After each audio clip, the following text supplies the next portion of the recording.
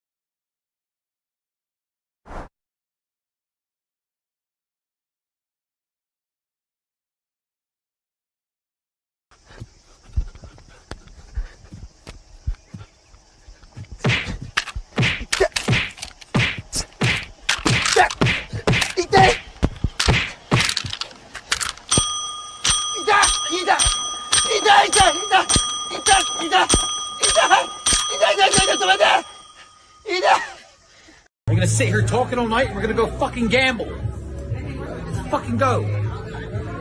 Money isn't real. None of this is real. This is just... It's free. It's free. What do you mean free? Free money. Lose it all. Lose it all. Andrew, I know you said money isn't real, but I am getting fucked.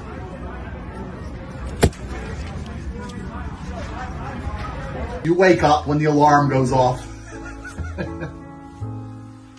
You go to your job. Sorry. But when you go all in on something, I would say that does take conviction. Now, your conviction might be How many coming chairs from are you sitting on right now? One. Are you all in on the chair? The point really is you put on one pair of glasses. You've got one pair of AirPods right now. You're looking at me through one screen. You're using one microphone. That's a one microphone. Like, you trust it? Is that conviction? Seems kind of scary. Why don't you diversify? Why don't you use 10 microphones? The point really is, things in your life, do you drive in 10 cars at the same time or one car at one time? Do you drive down one street? Aren't you afraid that you're driving down one street? Do you take a different way? You know? So my point really is, if you're you get on one airplane, are you convicted? You put your entire family on the one airplane, aren't you afraid? There is no second best. There's no second best crypto asset. There's no second best asset. Well, Bitcoin is the best crypto asset. Okay. What's the second best? There is no second best. There's no second best crypto asset. There's a crypto asset. It's called Bitcoin, right? Right? There's no second best. Okay. But take all your money, buy Bitcoin, then take all your time, figure out how to borrow more money to buy more Bitcoin, then take all your time and figure out what you can sell to buy Bitcoin. And if you absolutely love the thing that you don't want to sell it, go mortgage your house and buy Bitcoin with it. And if you've got a business that you love because your family works for the business that's in your family for 37 years and you can't bear to sell it, mortgage it, finance it, and convert the proceeds into the hardest money on earth. You didn't have to cut me off.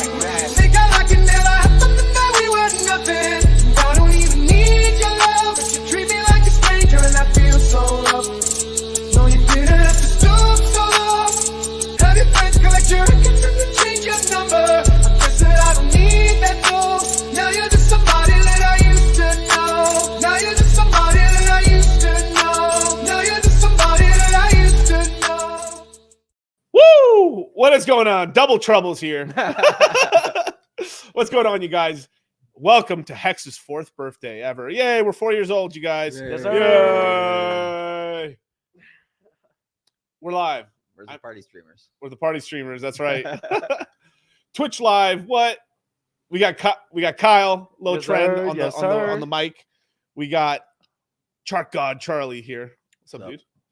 It's a good day. Crypto's almost, or Bitcoin itself is, Ethereum's almost hit 2,200 and Bitcoin's at 39,600 almost. So yeah, 39,569 to be precise. Yeah, we're doing not too shabby right now. Yeah, looking good, dude. It's crazy. It's almost like what we're saying, it comes true, right?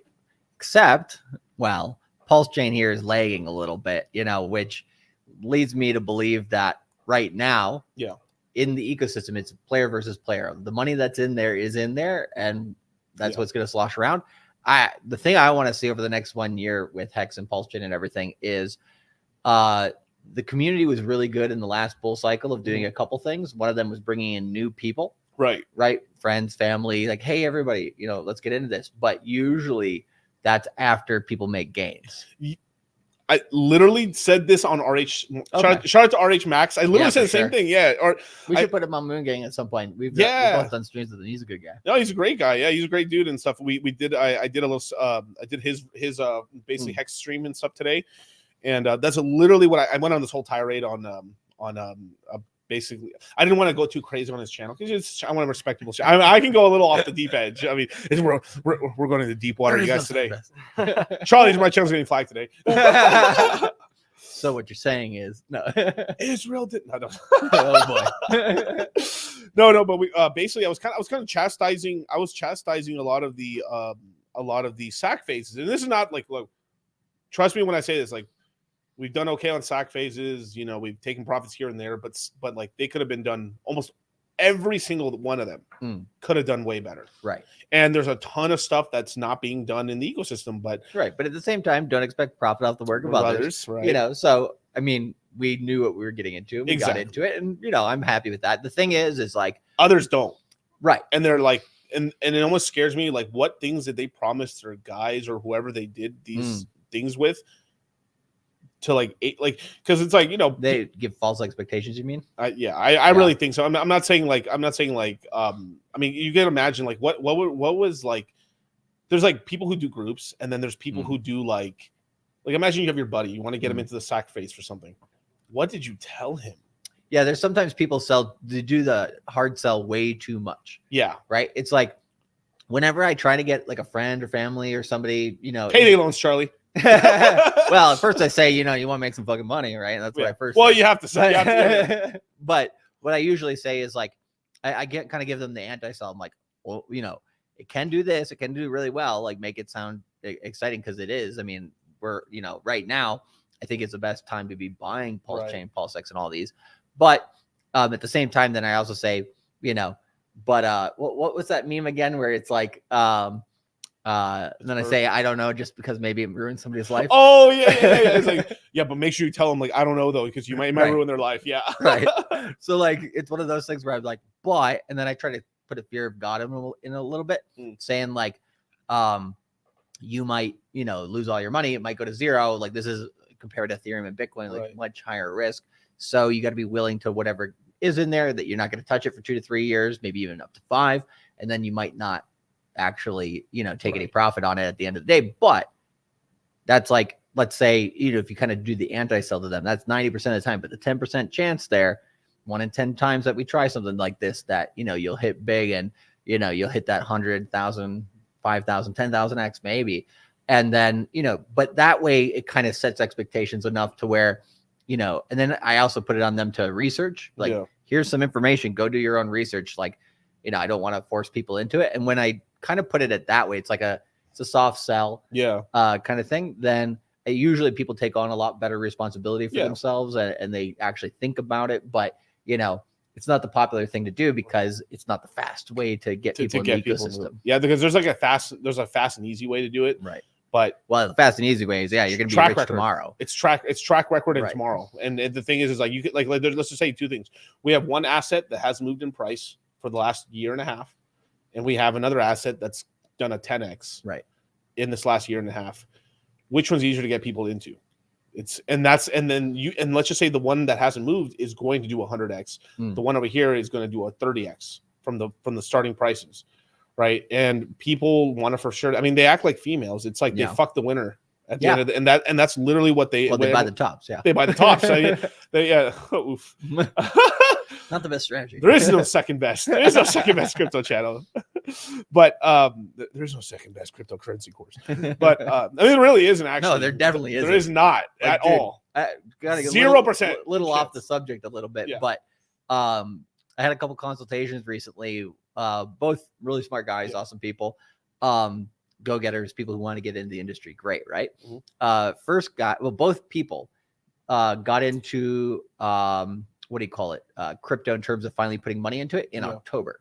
Okay. They had heard us on Fresh and Fit in September, both of them, and one of them took the course. The other one, the other one didn't. Okay. And the one that took our course, because I talked to him maybe the middle of this month. Yeah. And the one that took our course, I was talking to him like he'd been in crypto for 5 or 6 months, in terms of like, vernacular, exactly. Everything that I didn't have to re-explain anything.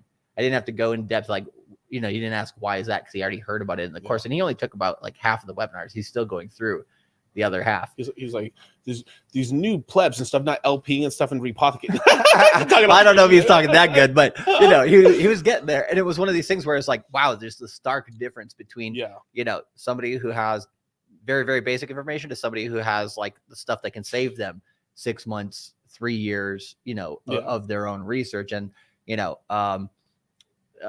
the reason why they want to jump on a consultation, because they want more, customized for their own thing. Bespoke.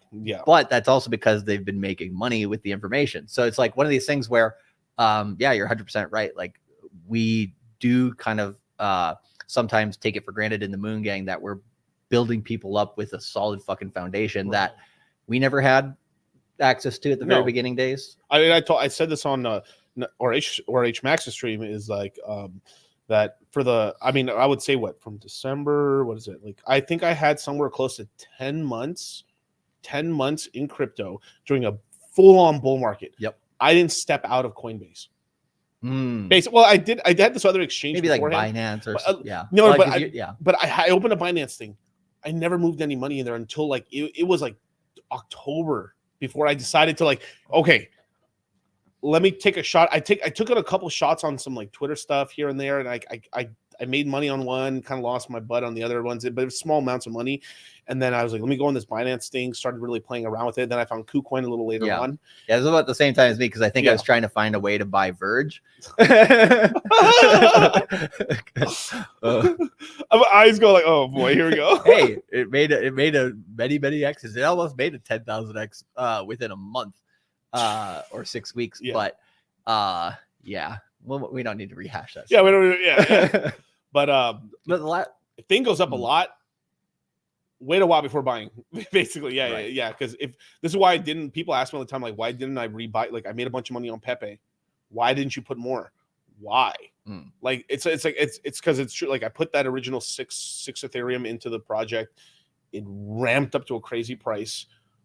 Like, what at that point, if I bought another 6 Ethereum, it would be like I was buying like half, no, not even a quarter of an ETH worth.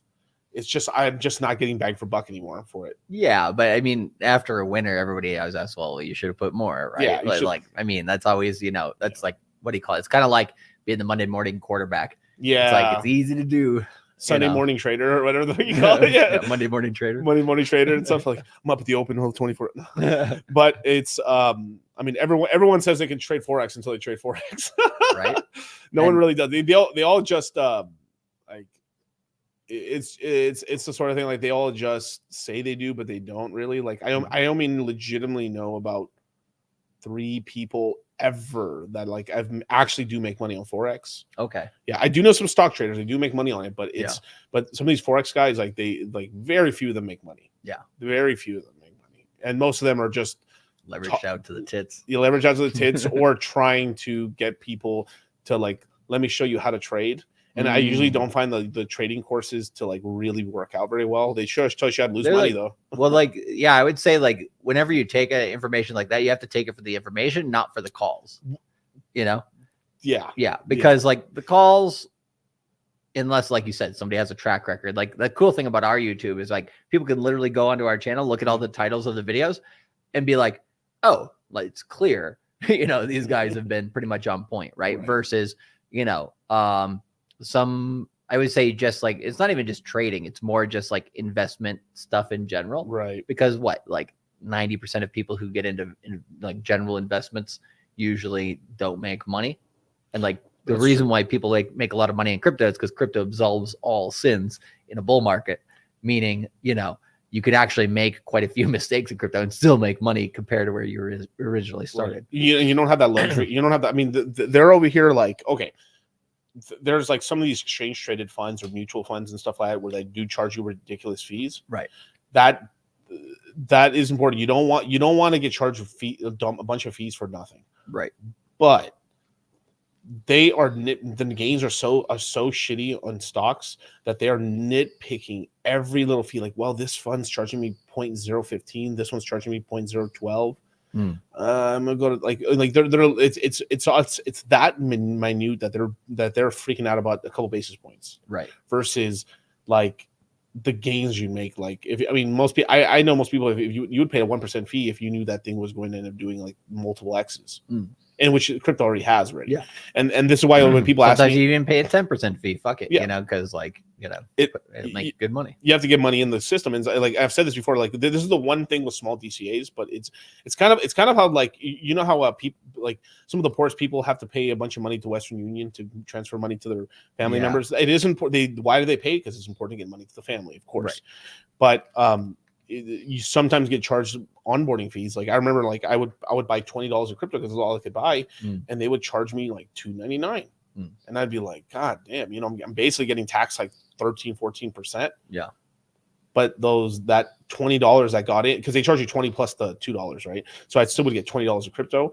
That $20 turned into an incredible amount of money because we're talking about $80 Ethereum. Yeah, like that's easy to go over. You know what? $400. Let's just say Ethereum's at $100 just to make it because it stayed at $100 longer than $80, right? Yeah. 20% of an ETH today is $435. Boom. That's if I just kept it, just kept DCAing and stuff. That's a lot of X's. Right. And so that kind of brings me back to one of the parts of the conversation we were having before the stream, just laughing about Michael Saylor. Right. There's no second best. Right. Well, like he was being made fun of by everybody in crypto during the bear, not everybody in crypto, but by actually some large accounts that I was kind of surprised were clowning him, because I'm like, I think most people were making fun of him. Like, we were just doing it because the memes. Now, I've got respect for him. On it. Exactly. I have a huge respect for Saylor. Whenever he's dollar cost averaged in, I'm like, he's doing exactly what BlackRock's doing, what all the whales are doing, which is they've closed their eyes. They don't care about the price as that much. And they've been dollar cost averaging down regardless of price the whole bear market.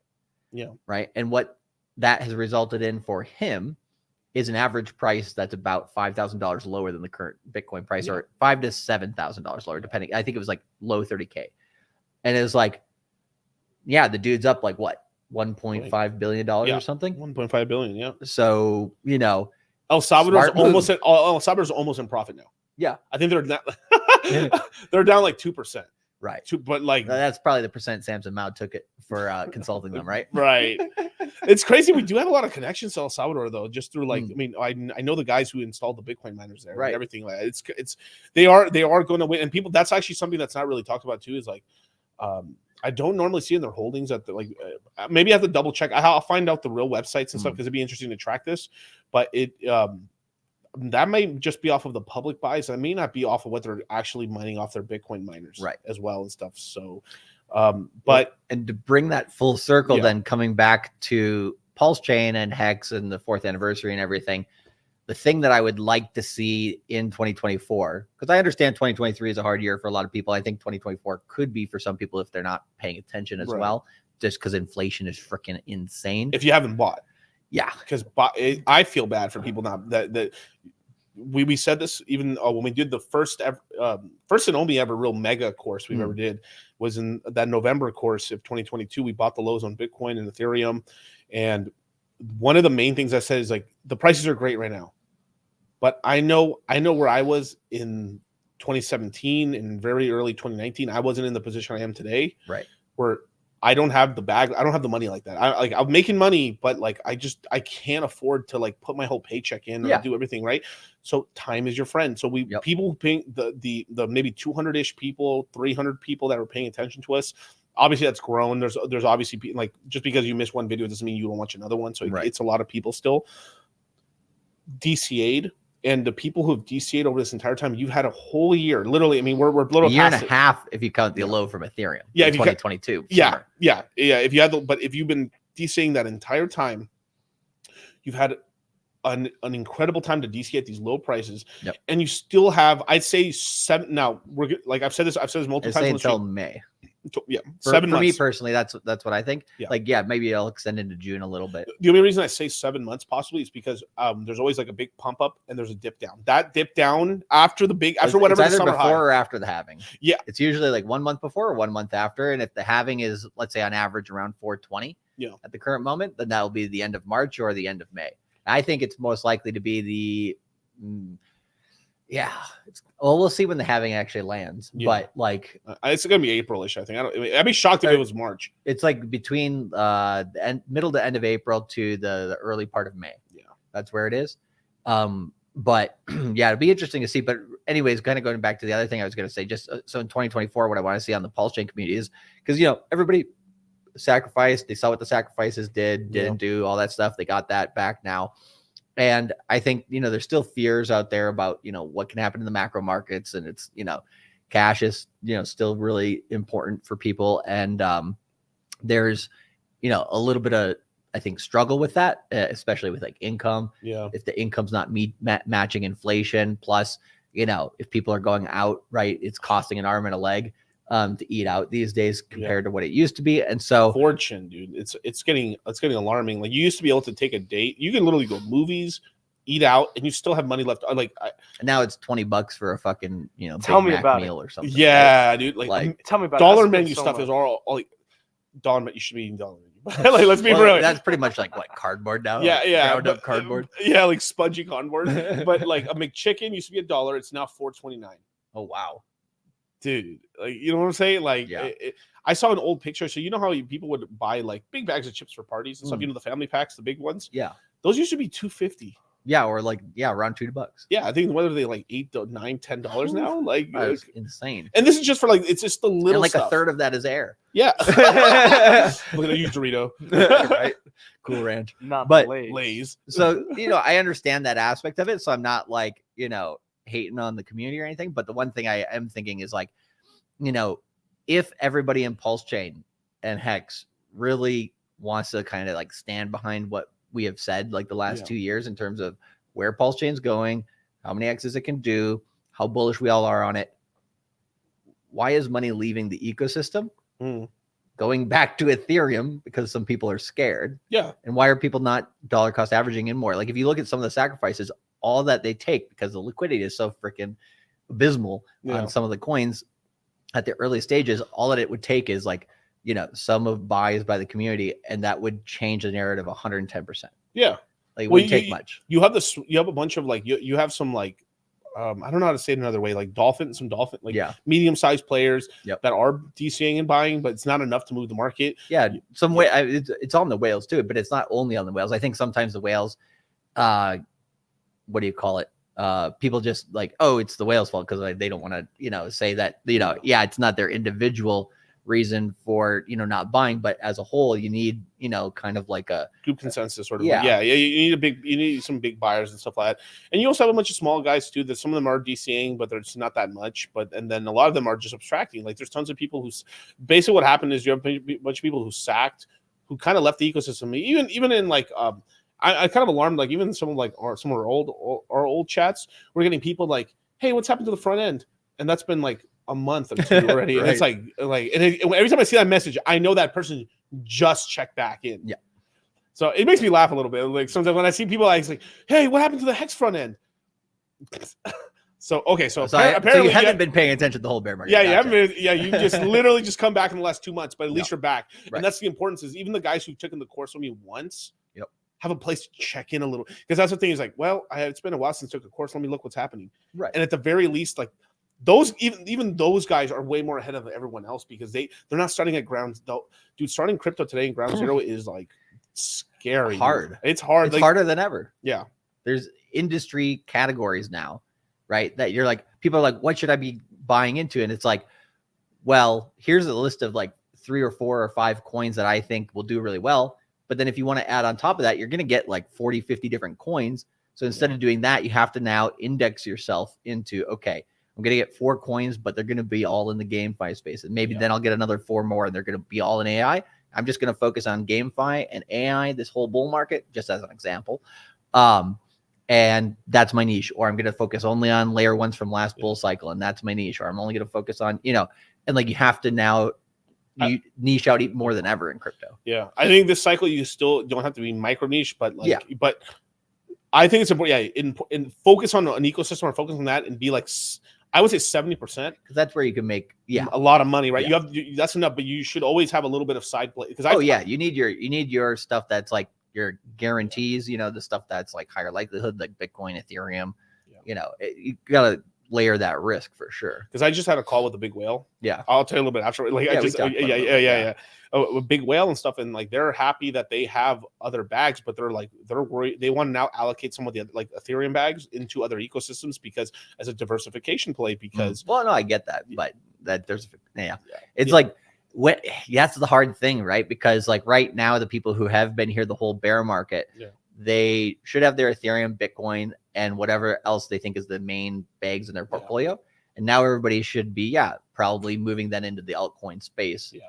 And like, that's why, it's good that Liquid Loans launched, because now like focus on like quality. People want quality projects, right? So like we're starting to see that, but because this is one thing we kind of not warned the Pulse and Hex community about, but because it was a one coin ecosystem before, it's very easy to kind of, get everybody the train behind that. But now that we have a multi-coin ecosystem, like just it's harder for everybody to kind of get the consensus, especially with the leader gone. So it's like one of these things where I think the first half of 24, if the Hex and Pulse community, I think from Liquid Loans launching, that did wake up a lot of people. And I think if we all kind of get like a consensus of like, yeah, we should dollar cost average down into these bags. Why? Because now we're going to get twice as much pulse, twice as much hex, twice as much pulse X, all this stuff that we're bullish on. And like, for, you know, not as much as what our original bags were, right? Because if people have like a DCA strategy, let's see, 30% is going to the Pulse Chain ecosystem, 30% is going to Ethereum, right? And the other percentage could go into GameFi, or maybe people can split the DCAs how they like, right? Obviously, we kind of agree, like if someone's new, it should be like half Ethereum, half of this. But if someone's been around a while and kind of like, okay, you can a little less in Ethereum if you want, especially if you've been DCAing recently, right? And now kind of spread it around. But I mean, look, like when Make Money says here, crazy how many people are selling their liquid loan Sacs. I watched it all morning. People selling $100 or $50 or less for nothing. For nothing. Right now, let me tell you what liquid loans right now. It's so stupid to sell the bag. Why? Makes no fucking sense. It makes no sense at all. Like, bro, like stupid level. I mean, yeah. Anyway. Yeah. Well, it's kind of like one of these things where it's like, okay, it's not too far off, you know, the original price. People are so desperate for liquidity. Yeah. Okay, I'm going to rug that liquidity when there's almost no liquidity there. I'm going to tank the chart of the thing that I'm basically did a lot of research on before, you know, it was even coming out. And I want this as part of the ecosystem. And it's like you pretty much had your strategy. Yeah.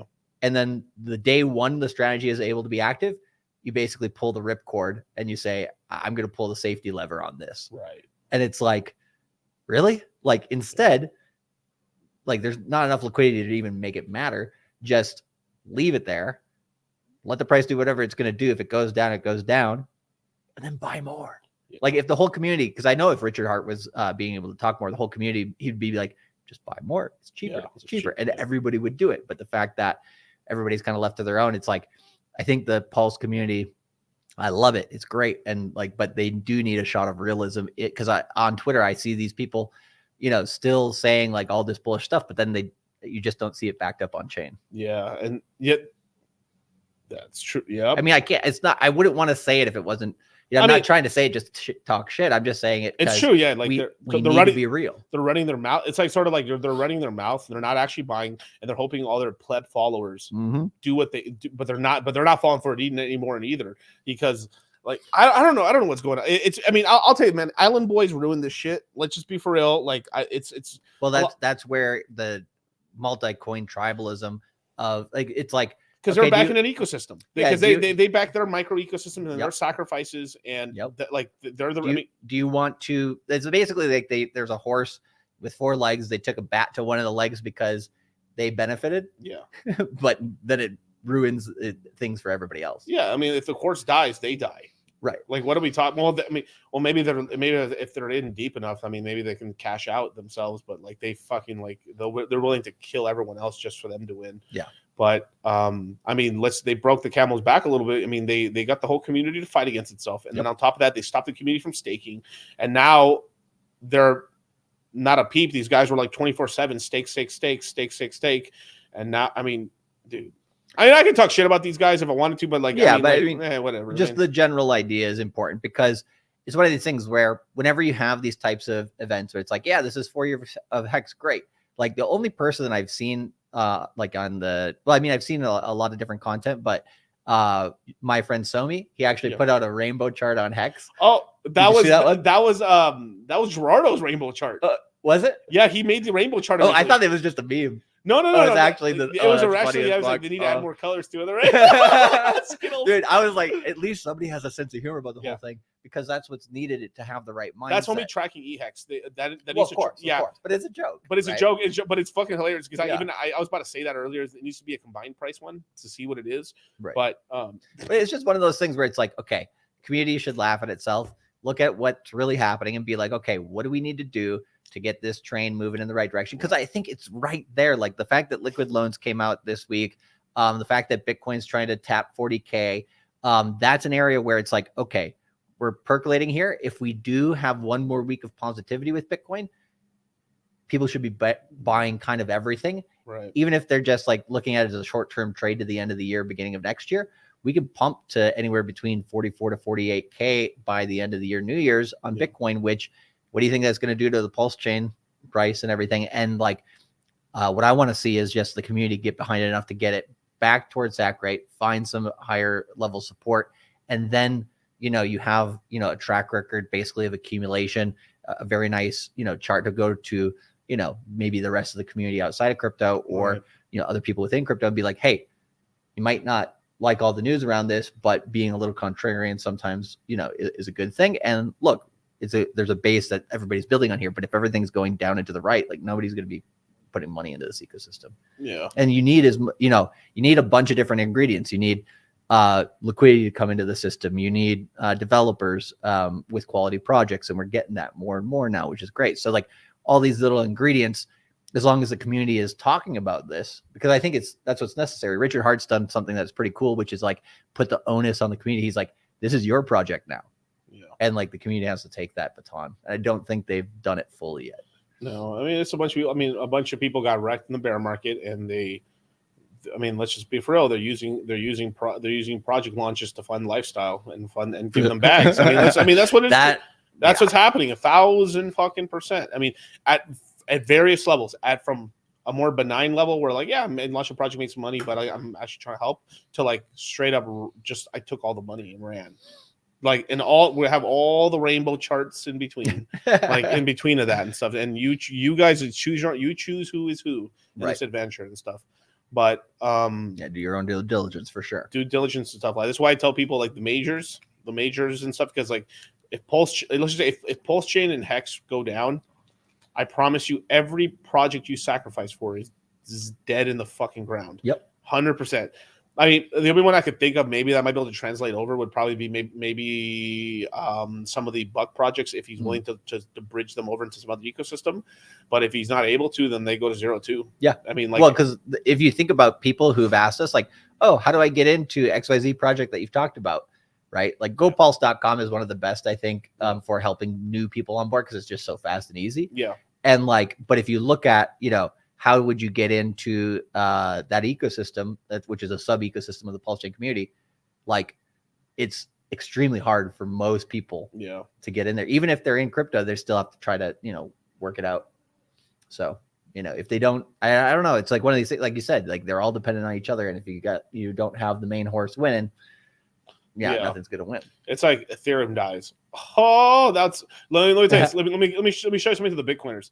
If Ethereum went to 0, the bull market's over. Yeah, everything's over. Yeah, if Bitcoin goes to 0, everything's over. Everything's over. I mean, not over, but like for a while. But like cycle dead. Yeah, restarting new cycle. I mean, dude, if Bitcoin died, we'd have to recontemplate. We don't have 4-year cycles anymore. Oh yeah, yeah. Everything's gone out the window. Yeah, everything's out. We have to something. It's insane. And the Bitcoiners be like, I can't wait to Ethereum. If Ethereum goes to 0, bro, Ethereum goes to 0. The Bitcoin bull market's over this cycle. Yeah, and that's like, what do you mean? Because so many people get wrecked, people start selling, the whole altcoin market dies.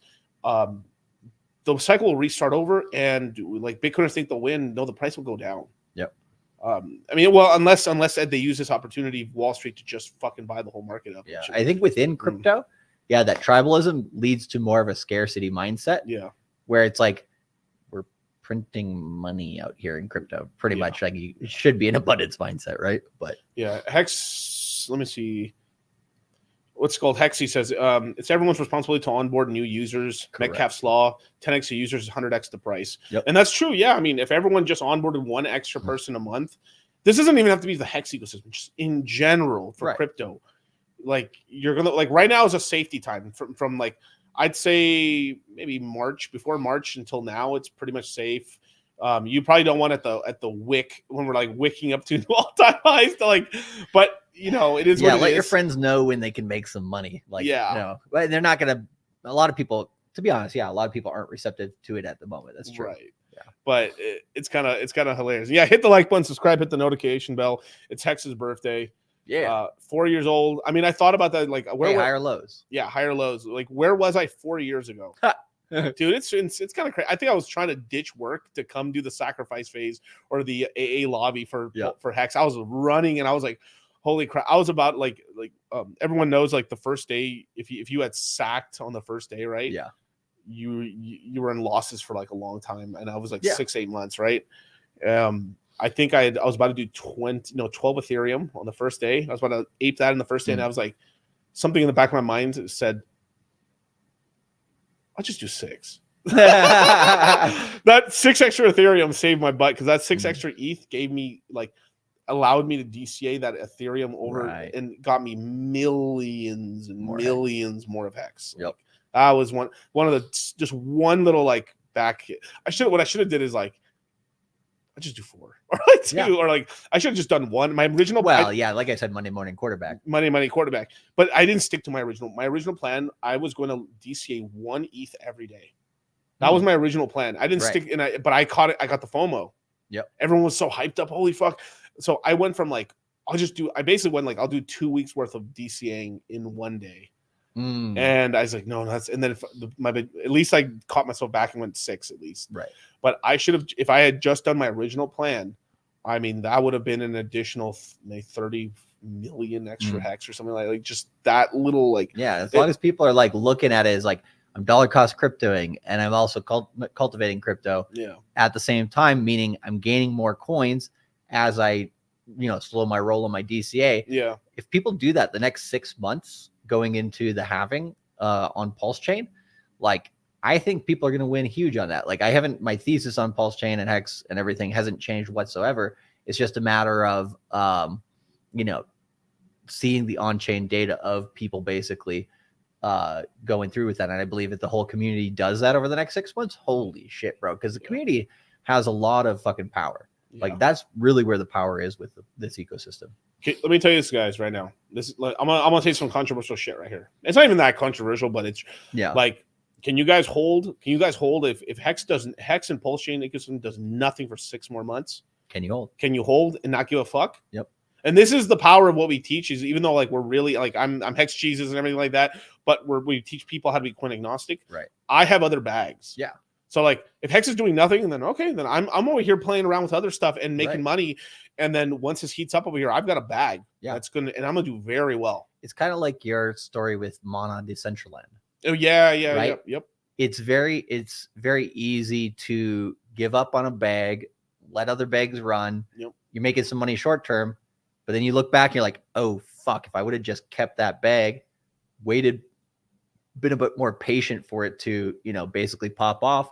If that would have happened, basically, then if you would have done that, you would have made substantially more Bitcoin, more Ethereum, more dollars, whatever you're really trying to cultivate. So, we know that a hodl bag, right? You guys that's something we teach in the course. The hodl bag, yes, and it is no matter what. If you've done the research and when you put the money in, you understood that you're willing to hold that for 2 to 5 years. Whatever you had thought. Okay, let me show you. And OG right here is right. Shiny object syndrome, right? Correct. Whatever you have thought. So in the last from November of last year till right now, anything that you have bought, that you have thought about buying, sell no more than 60% of it. Yeah. I understand we have to be capital efficient. Yeah, we don't have enough money. People need liquidity. Inflation's hard. Some people didn't, play it out correctly with how their lives have gone over the last few years. So I get that. Yeah. And let me tell you this, that extra, I get it. Sometimes even me, I probably still needed to sell some of that mana because I was very over allocated and I needed to get into other stuff. And honestly, during that next year, that was the right move because it ended up really helping my life and stress. And there's a lot. There's Dave Ramsey. Look, we all everyone kind of makes fun of Dave Ramsey a little bit. And anytime you become a big financial figure, when one day me and Charlie are going to be the next Omahas. Well, Munger just died, so I mean 100, 99. Well, I'm probably Kissinger was 100. Yeah, I'm going fucking $150 at least.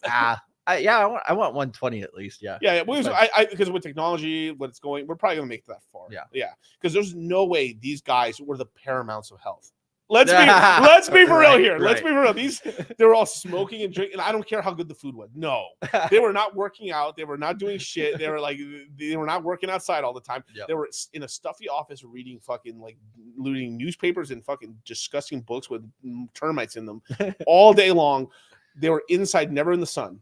Yep. I don't want to hear this shit that they were healthy. Cornfields in Nebraska. You're telling me that and this was during a time in America where everyone was smoking and drinking inside.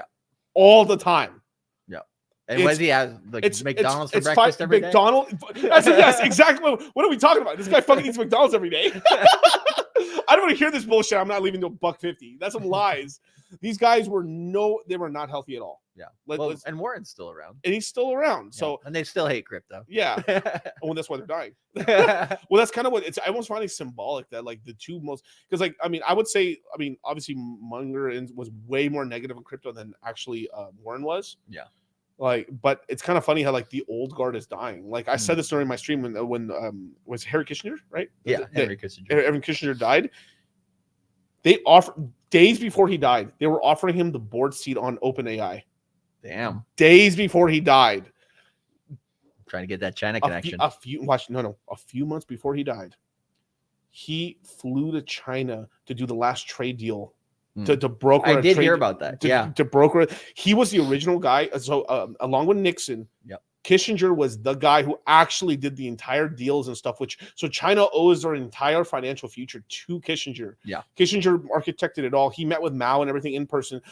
The only time I've ever seen like what's his name leader of China right now. G. I can't pronounce his name either, so I just call him G. President Xi. Jinping G or something. Yeah. Whatever. I'm not gonna go racist with it. But like President Xi, right, was like fangirling almost. They literally showed up to the thing. Was like they did like if Mao came back to life. But who was it that was around the table? There was Bezos. Yeah. There was, I forgot what the pictures were, but it was basically at the event. And yeah. It was Bezos. It was Tim Apple. Yeah. I love Trump. But it was pretty much the heads of basically a lot of U.S. companies, of a lot of U.S. like Bill Gates was there. Bill Gates was there. There was actually what's that weapons contractor guy? I can't remember his name. I don't know the name. Like Raytheon? Yeah, it was a Raytheon guy, but like I just can't. I don't know the name of the guy. But there was hey, let's talk because otherwise these missiles will be pointed at you. Or what's the conversation there? No. So Kissinger came in there, and so this is my conspiracy theory with it is that Kissinger came there and told them it's over. Like we did everything we promised. We did all the stuff, and the United States. Like I think that's what was going on because China was talking all this shit. As soon as Kissinger came down there, I think he gave them the news. What's really happening? Gave who? What do you mean? The Chinese government the news. Right. He came to China. They greeted him, holy fuck, it's him. And then the reason they were like that too is because like even President Mao, because they've seen there's pictures of him that even he was like, oh my, like shaking his hand, like hugging him. So it's like, okay, he's like a person to respect in China. So they have to like even if they don't like him, they have to like honor him. Like, okay, this is like he met with Mao back in the day. So this is a big a seat on the board. He's got a seat on the board here. Okay.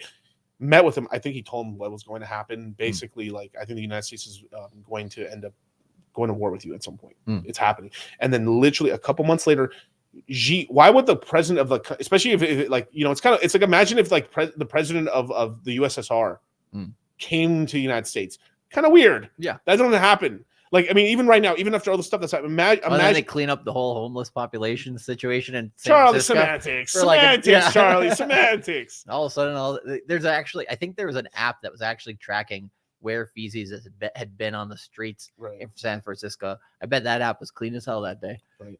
Look at this shit. Someone mentioned that he died on the 33rd day of the year. 3333 of the year. Okay. Yeah. Interesting. And it's true too. I mean, this guy's like I said, China does respect the old guard. Buffett and Munger were honored when they visited China in the past. Yeah, because they invested a lot in China. So people don't know Munger specifically, not Charlie as much. Munger invested a ton in China in the 70s. A lot. Buffett? But no. So Charlie Munger. Okay, you're talking. Okay, Charlie Munger and Warren Buffett. Charlie Munger, his personal stuff, invested a ton of money in China in the 70s. Then Warren Buffett and them together through Berkshire Hathaway invested a lot in the 80s and 90s. Okay. Yeah. Like Munger, this is why Munger was so like this all anti-China stuff is ridiculous because you have fuck tons of money in China. Well, that's why he said crypto sucks is because there's no incentive for him. It's basically challenging, his money bag. Exactly. Right. I mean, it's really easy. Like people talk their bags. People talk their bags. I get it. It's like I would get mad if anyone shit talks like outside crypto. People can shit talk crypto. Well, outsiders cannot. It depends on what kind of shit talking too. Right? Are they constructive criticism? Right. Or are they talking shit to troll and fucking make people mad? Right. Now it's sort of like all right, well, like if I know it's a crypto guy, like I'm not talking about a newbie. I'm talking about a person that's been around multiple cycles. That too. Talking like crypto needs to work on this, and it's like we're chastising, but we're trying to constructive criticism. Right. Not some guy, faceless guy behind the whale charts. Yeah. Twitter thing talking some bullshit because somebody's probably paying him in the background. Yeah, exactly. Like that right there. I was like, I'm glad that's where I was like the Hex and Pulse community is really strong because they started fucking doxing that dude. Yeah, that was hilarious. That was great. Yeah, but then he's also fighting another grifter too on top of it. So it's, like I only enjoyed it because it was like two grifters fighting each other. Who will win? Fight, right? And the one who won was the one that was kind of doxed already. Like in this, there's this like this is bad and good, but being doxed in an industry that's not doxed at all. When like me and Charlie do right here, right? Yeah. Not saying grifters, but what I'm saying is like, but being doxed at all, it was a big decision. Like even to have, when Kyle worked for us, we started working for us. I had for 2 years. I told him, "Are you sure, bro? Are you sure? Are you sure?" Because it's like once you're out here, you're out here. Yep. Once That's you're in, you're there's in. You got to put crypto on that resume now, and some people I some can't people go might back. not like that. I'm chain docked here. I can't go back. You guys don't give me the option. Burned all bridges. Yeah, all bridges are burned. There is no California. You know, when I think of going back, Might as well not be with how much When I charge know, people in when I taxes. think I'm going back, they Show buy your all the fa- claims. Like, come on. Yeah, show your faces, right? Now I get what's like. I only understand if somebody already has okay. I don't know why you wouldn't show your faces anyway, because if you just have a bullshit job or if you're making less than like $150,000 in whatever you're doing, who gives a fuck? Yeah, really. Now I understand there is some people that aren't docs that are at like that. If you work at a hedge fund or you work at some major corporation, I get it. And like if you actually have a career, and I'm talking about a real career, right? Like you're actually making like $250,000 plus. You're making a lot of TradFi money. I get it. Yeah, that I understand. But for 99% of you, 99.5, because of the amount of people that make that level of money, and like 99% of people do not make that kind of money at all. Yeah, you should be like at least a little more open. And if you don't want, if you're trying to put your opinion and information out correct there to have like a say in the public debate or whatever. But if you're just on the sideline, whatever.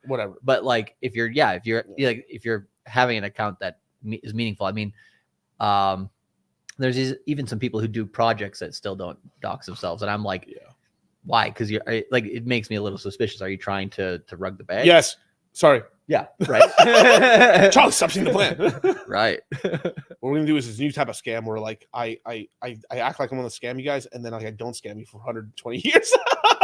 But then when the right chance, you know how Richard says is like, you shouldn't trust guys like me. Right. I'm not gonna rug you, but people like me will rug you. Right. Right. He's like, I'm gonna make you a lot of money, and I'm not going away for a long time. I'm just gonna we're gonna be here talking about crypto and stuff forever. I didn't bring the charger. My computer just died. Oh shit! I'll just pull this. Oh, you can borrow this one. Oh, okay. That's not a terrible idea. Compatible computers. Look at that shit. You saw the dream team like shit right here. Y'all see the switch? Y'all see the switch? But it's like 4 years of high school, right? But wait, what? What are they talking about? Okay, anyway, so it's just that thing. So yeah, that's as the industry goes on. Like someone told me this today. Why are these people even famous? Why are some like because if they're like why are some of the YouTubers like because like this person was naming off tons of YouTube channel, big YouTubers, right? Like if you have 100+ subscriber channel on YouTube, that's huge for our industry. Like in 10 years, you have to have 1 million subscriber channel. It's kind of like what do you call it? YouTube's the new cable television. Correct. And channels are being created after a certain amount of time.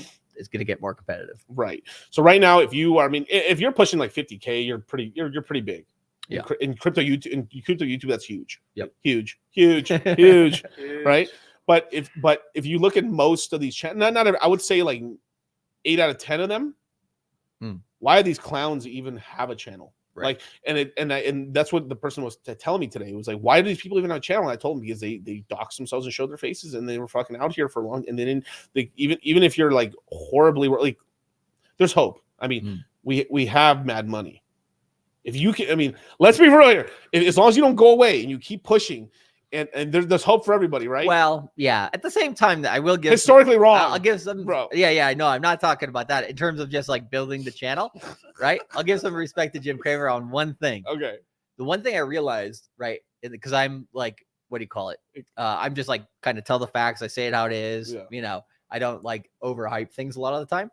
And like when I was first doing my YouTube stream, I was like, I thought I was, you know, having good inflection in my voice. I was being animated enough. I look and then I watch the video and I'm like, I just sound like monotone flat and like whatever. I'm like, huh, that's why Jim Cramer goes so fucking nuts, hits the fucking bell and shit, you know, because that's what people want to see. It doesn't matter whether you're right or wrong. People just want to be entertained. What does it? You said the camera adds pounds to you, right? Probably. Yeah. You know how it goes? They say like, oh, the camera adds 10 or 15. Yeah. Now remember the tone. Yeah. So like the camera adds 10 to 15 pounds on you, but it also takes away expression from you as well. Especially in the voice, because you have to like, you have to kind of overdo it. Like if I was here, it's like, give me that right now. They're like, why are you fucking yelling, Miguel? Correct. On YouTube, it's like, oh, what? Like you just go get him his fucking drink. Yeah. Yeah. And you have to be so much more like animated and stuff like that. And this is a skill, and it's really weird. Like it's almost like I say this to Kyle all the time. It's like I have to turn Miguel up to 100. No, well, not up to 100, bro. Depending on the Island Boy stream, I think I was a 15. But I as an example, in terms of like my personality, I have to turn myself. I call it like I'm normally walking around a 3 and a 4. When I'm on YouTube, I have to turn myself to a 6, maybe a 7, to like as an example, because like I don't like going like, oh, I have to push myself to a 10, and because because that's not truly true. Correct. Yeah.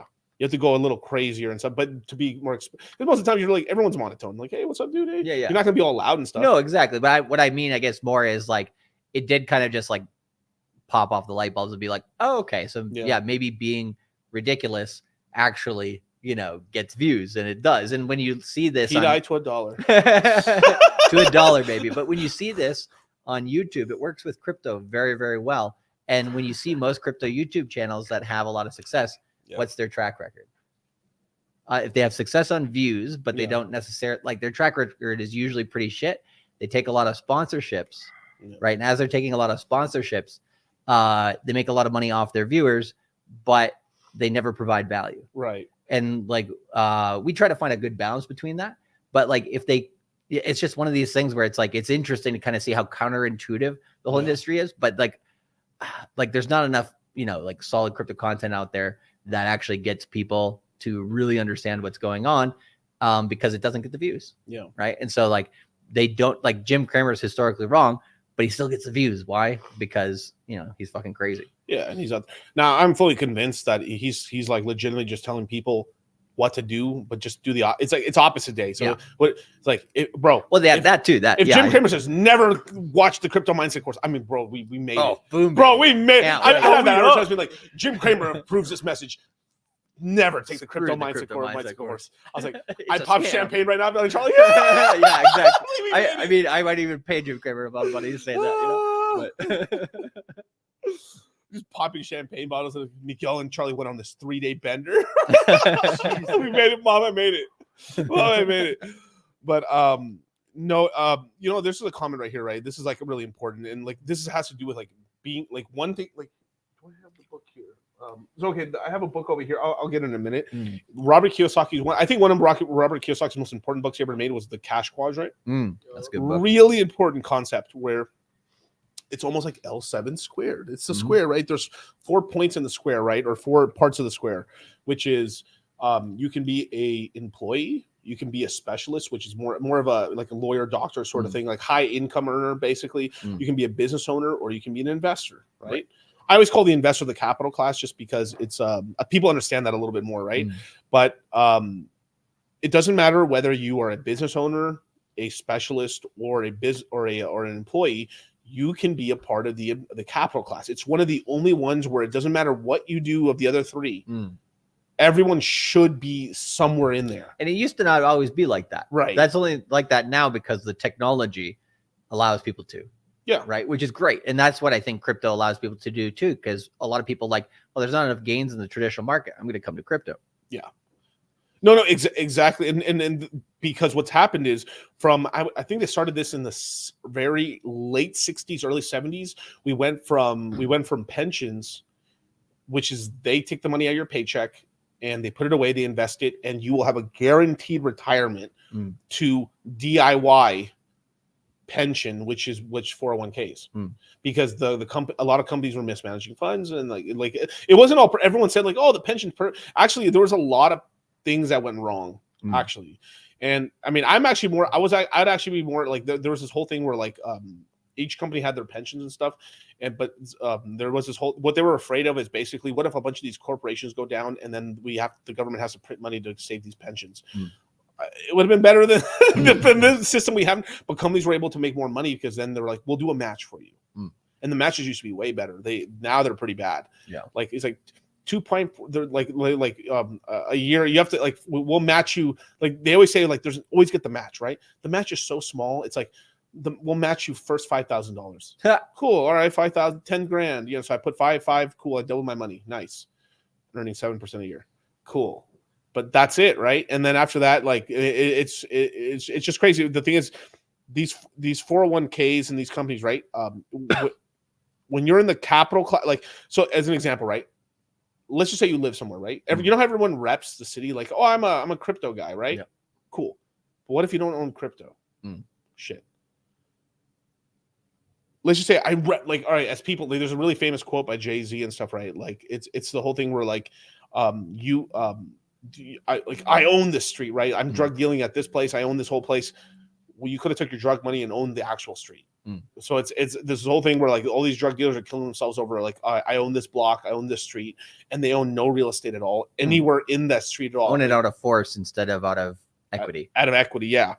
And that's the problem, is that like a lot of people said like, oh, I'm a Texan, and like I'm trying to shit on Texas here because everyone does it. From dumb fucks from California, dumb fucks from Nevada, dumb fucks from every state in the union, even China.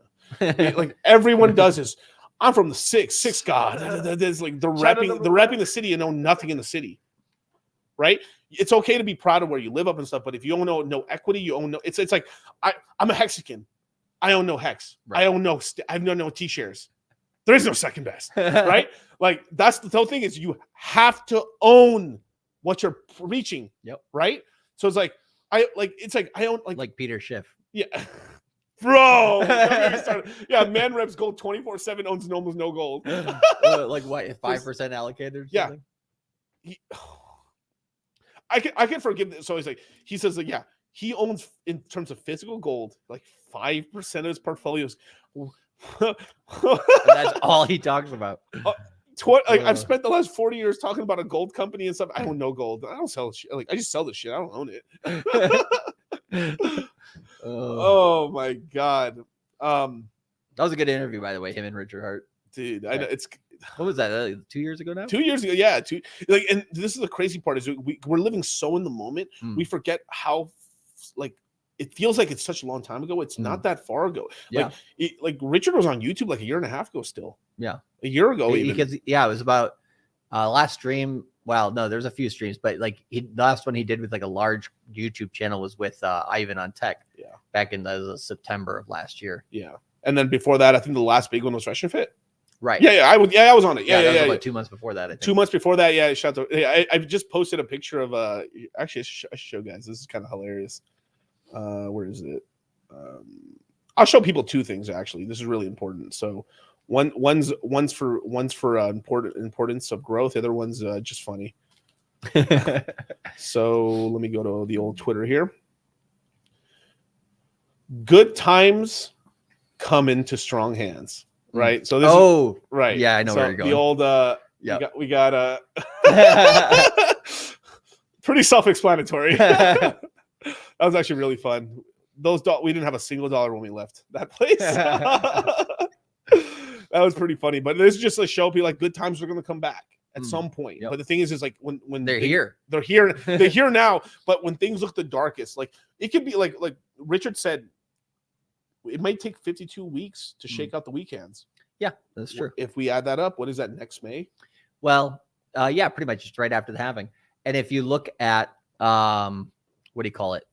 where we are now compared to when Hex launched. I think Hex bottomed it's like 2 or 3 months. It's like what, February or January? Let me see. It was before the split, right? Yeah, it was, 1.6 cents or 1. Yeah, 1.6. Yeah, like in the very, very early days. It was January of 2020, right? So it came out December of 2019. It bottomed about a month later, but it didn't really start taking off until about April, right? In terms of, April, May. So yeah, I mean, that would be a similar time period, actually. Right. Yeah.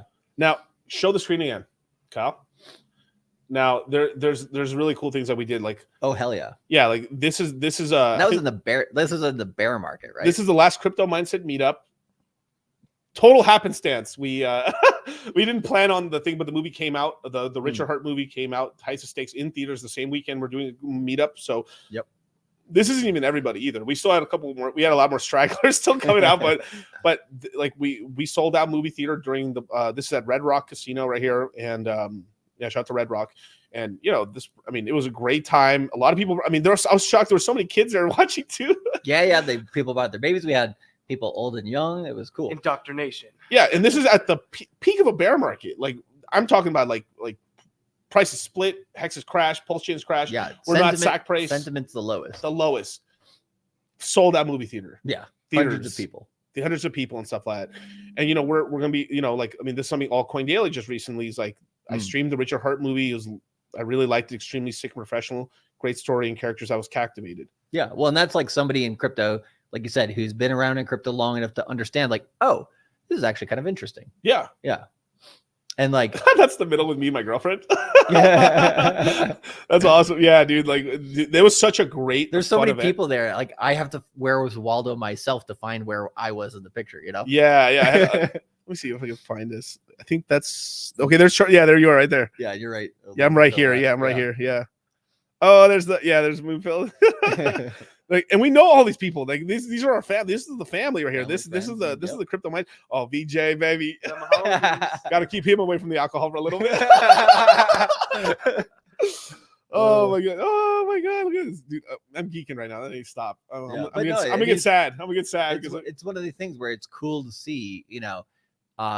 Everybody like turn what is the virtual life of crypto, because crypto is done 24/7 over borderless and all that, come into real life.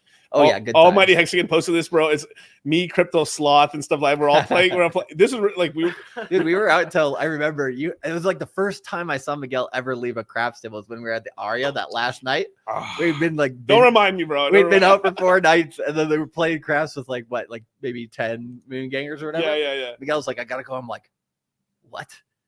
Miguel leaving a craps table? Like, what the hell kind of shit's I know, going on? Haram. I know. And then like I ended up winning, I think $2,500 right after you left. You hit all God the damn, you hit the all-time numbers, right? Yeah. And then they kicked me off the table. But didn't we see some basketball player there too? Kevin Durant. Yeah. Dude, you beat Aria, Resorts World. Where's the other one? There's one more that you see. Aria Resort. Where's the other one? There's one more. Where like you always see celebrities. You see a lot of celebrities. There's one. I sometimes see Bellagio, sometimes a little bit, but that's more rare. It's not going to be like Caesars or the mains. I don't know. No. Aria is the only one that I've seen actually. Yeah. So far, I've seen a ton of like YouTubers, like famous YouTubers. Red Rock. I've seen Steve will do it. I've seen. I run the sneak there all the time. Right, it's a little quieter over there. Yeah. It's more for the locals. One person I still haven't run into, Dana White. I literally miss him every single time. I literally go to Red Rock or we go to one of these things and like he's just here. I was like, God damn it! It's like a phantom in the in the shadows. Yeah. But this is why we moved to Vegas, because this is like a big. Not like the main reason why we like Vegas so much is you can fly anywhere in the world from here. Yeah. We have one of the best airports on the planet. Yeah, period. Because everyone flies to Vegas. Yeah, and to be honest, security is not that bad to get through, like within a decent amount of time, which I have not seen at many airports. There's a lot of airports that suck when it comes to going through that. Sucks. Yeah, Miami fucking sucks. You have to like walk like half the airport down to find an area where you can get in. That's like people aren't going through security like fucking cows. But more people. This is why Fort Lauderdale has gotten so much bigger. Is because Fort Lauderdale was kind of a very small airport. It's gotten bigger because Miami got so bad that people are like, I can't do it. Right. I have to let me travel an hour out to a different fucking like airport to get something better. To get something better and stuff in terms of waiting and stuff. But just to go back to the original point, there's so much to talk about too, you guys. Like, but just to talk about like when I was going off the Texas one, like I love Texas. I'm not shitting on Texas, but what I'm shitting on is this whole idea. So it's called like what people are mad about, like keep the Californians away from our beautiful Texas, propane and propane accessories, right? Not all Californians are created equal, right? I mean, did you see that Texans are all you got to be already like you got to think there's two types of Californians moving out. A very based Californian leaving because it's like Republic, like this whole thing, like most of California is red in the middle to the outskirts. Same with Minnesota. And a lot of that is just the population centers tend to lean Democrat. That's what it is.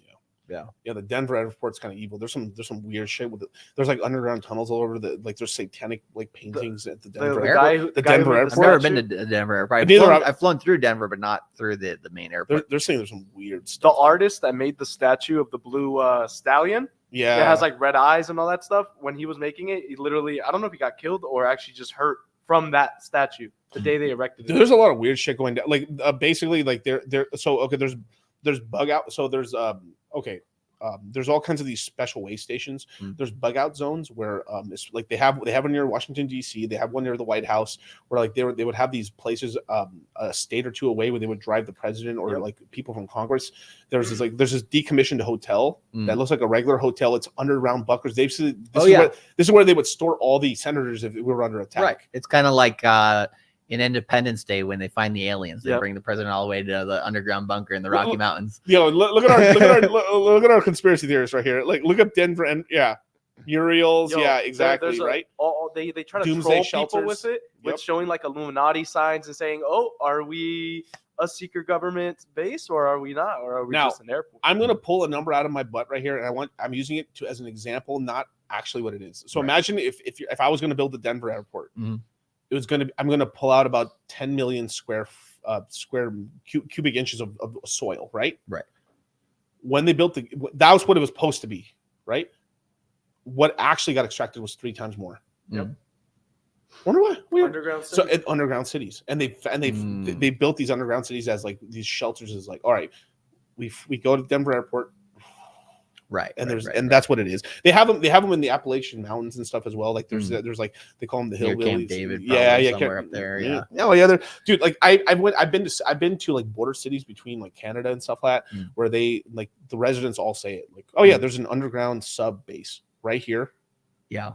There's a huge military base in Chicago, it's right under this lake. Yeah, and this lake is so damn deep that you have to be in a submarine to reach the bottom of it. Like that's well, and a lot of that's made for during the what do you call it? Cold War? Yeah, basically that's what I was looking for. Yeah, exactly. The fear of nukes and all that stuff. See, look, I'd be all in on the moon gang bunker. But just to go back to the original point, right? And this is about ownership, right? Now, I don't knock it. Now is the most expensive time in history to buy a house, to own property. In the beginning of America, it was free to play. You just showed up. Free. Well, you had to fend off some of those. The future of debt. But free. I have to manifest destiny. Some property. The land was free. The life wasn't. Yeah. No, I'm not gonna go there. I was gonna do some dumb thing. There was some people holding all the land NFTs that unlike we just appropriated them from them. Now I have Andrew all the Jackson land. did, that's for sure. I mean, he did. That dude did some shit. Oh yeah. All right. Anyway, and he's on the $20 bill. Yeah. So what does that say? I forgot. Didn't he get into like 20? He got into 20 duels or something. Yeah. I won't say it's kind of badass. No, for sure. But he what do you call it? I think one of the stats was something to do with the central bank. He was like one of the last presidents opposing it, right? He's still one of the last presidents opposing the central bank, and I think one of the last presidents where we actually had a surplus. Yeah. As a nation. Ever since then, we've just been like in crazy amounts of debt or something like that. I could see it. Yeah. Insane. Fucking manifest destiny. Manifest destiny, man. What a concept. We need to manifest destiny, Canada. I want the maple syrup. We can manifest destiny, alluvium land. Miguel's like, take the French out. Yeah, they can keep the French. Quebec, nah. That's what we're saying. Take the French out. Take the French out unless they got oil. Florida, Montreal. America. All right, but let's get back to it. So, land's at the most expensive point ever in history. It really, it's really hard to buy a house. It really is for the normal person.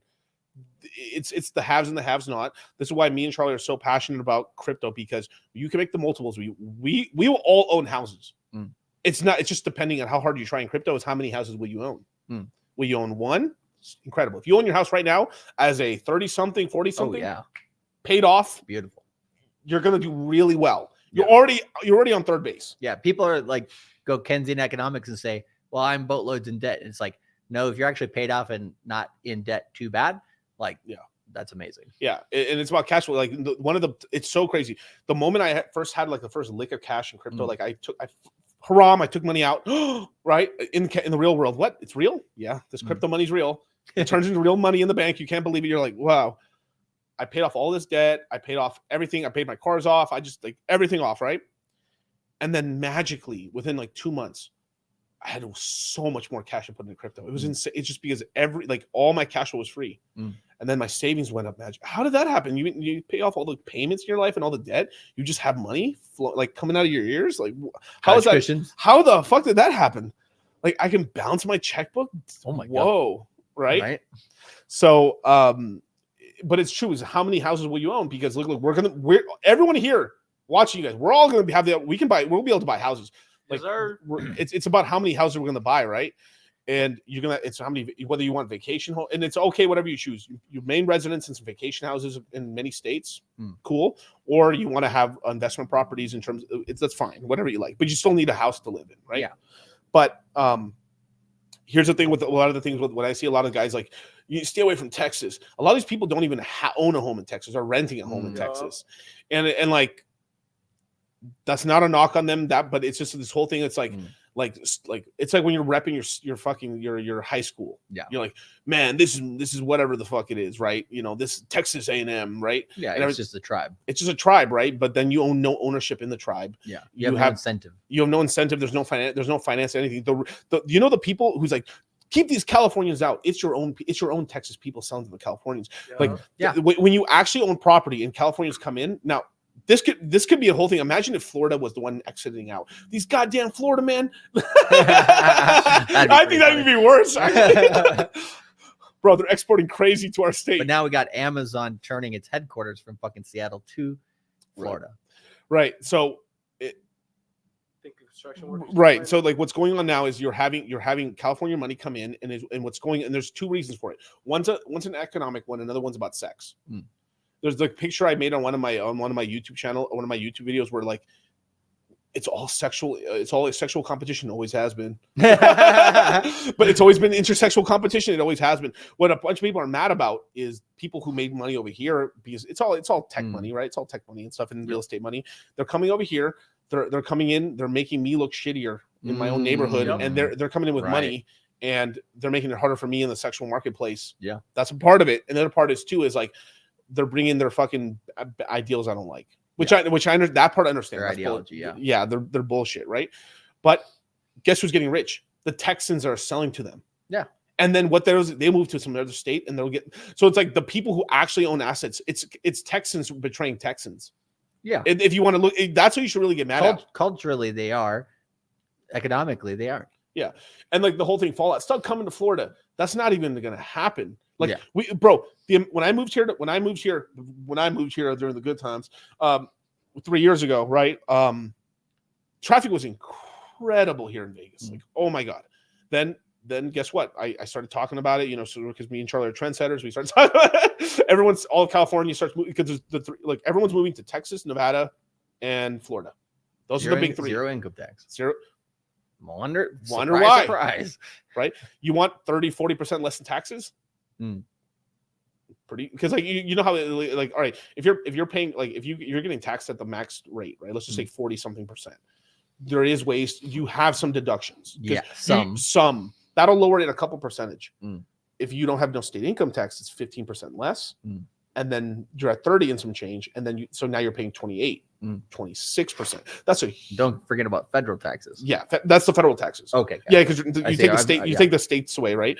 And that literally will put you at this whole bracket where you're like, it is such a savings. It's like you go from paying 40 to 28. Correct. Maybe even 25. It's a huge amount of you're saving 40% on taxes. That is significant. Like I've said this to a client of mine. Who did maybe I said this on YouTube? Like, oh no, I remember someone asked me like, how much did you pay in taxes 1 year? And I said like, all right, this is how much I paid. If I didn't, like, he's like, what would you have done if you hadn't paid those taxes on that? I would have all that would have gone into the local Nevada economy. I would have literally, me and Charlie would have paid. We would have bought way bigger. We would have done way more. If you think we're doing a lot of stuff now, we would have done way more stuff.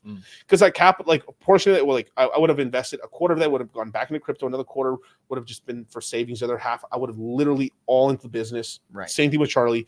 We just have more. We'd be doing more stuff. Oh yeah. Who got fucked out of that? Nevada did. Well, yeah, there's a lot of the federal government wins at the end of the day, right? To keep the plebs in line. I mean, I do kind of feel like taxes are used as a glass ceiling to make sure that, okay, yes, people who have made some good money, great, but you have to be like, what do you call it? You have to do that consistently for such a long period of time. People wonder, like, why does Bill Murray or these famous people go and do XYZ movie still? They're really old or something. These guys have made a lot of money. They got a lot of taxes they got to pay back. You know what I mean? You need them residuals. And so it's like even the people who make a lot, they just change the glass ceiling a little bit higher. And it's a way to keep people in line. It's sort of like so. There's two things. There's one. Now they're taxing eBay, and the $600 or not the $600, but the $20 you pick up off the goddamn street. They want their 50% too. They want their 50% too, and then now they're taxing. So it used to be there was a certain threshold of money you have to make. So like they started doing this. Like, this is when I knew it was over for California. Yeah, when they started hammering down on they were about to do this. Basically, if you earn more than like $800 in anything, or I think they lowered it to $699. If you earn more than $699 in any little side job in cash, you have to report it, and you're going to get in big trouble. Yet that was in physical jobs. Yet you can steal up to $600 or so from a store in broad fucking daylight, and you won't get thrown in jail for it anymore. It's $900. Oh, is it $900 now? Oh, even better. It's $900. This is why let's deteriorate society a lot more. This is why Walgreens and all big commercial stores started leaving out of San Francisco and other areas too, because it just becomes a giant problem. Well, you can make six figures now stealing from fucking Targets and Walgreens. I bet in these places, it's like Paul DeSteve do they make you report that? Like, it's ridiculous. Yeah, there's this guy. Misdemeanor. Yeah, that's going to keep them from stopping to do that. Yeah, right. If I remember correctly, there's some guy in San Francisco, super smart guy. He opened up his convenience store. He changed the prices to $9.50 on everything. Okay. And then when you go up to the store, they do a coupon and it takes the prices down to the original prices. So we did that. So anytime they steal anything from him, he could book them. Oh, super smart. That makes sense. That like you steal anything, like this man stole $500,000 worth of stuff. That insurance money kicking in. I saw something the other day. It was like the dollar store employee had a gun and somebody came in and he shot him. And then the family was like, "Oh, it's terrible." It was like, what? Like somebody's not supposed to defend themselves anymore? They're supposed to like come in and steal everything. It's wild. I didn't when I was still living in Japan over a year ago, I did not I thought that was social media blowing up America, trying to make it look bad. Oh, no. Oh, And when I came here and I like, no, shit's real. Like, holy fuck. Like, what kind of it makes zero sense. But anyways, I could I'm telling you, everyone shits on California. California did not get to the position it's in terms of like how rich it is. Yeah. There's geniuses in California. Oh, hell yeah. Geniuses.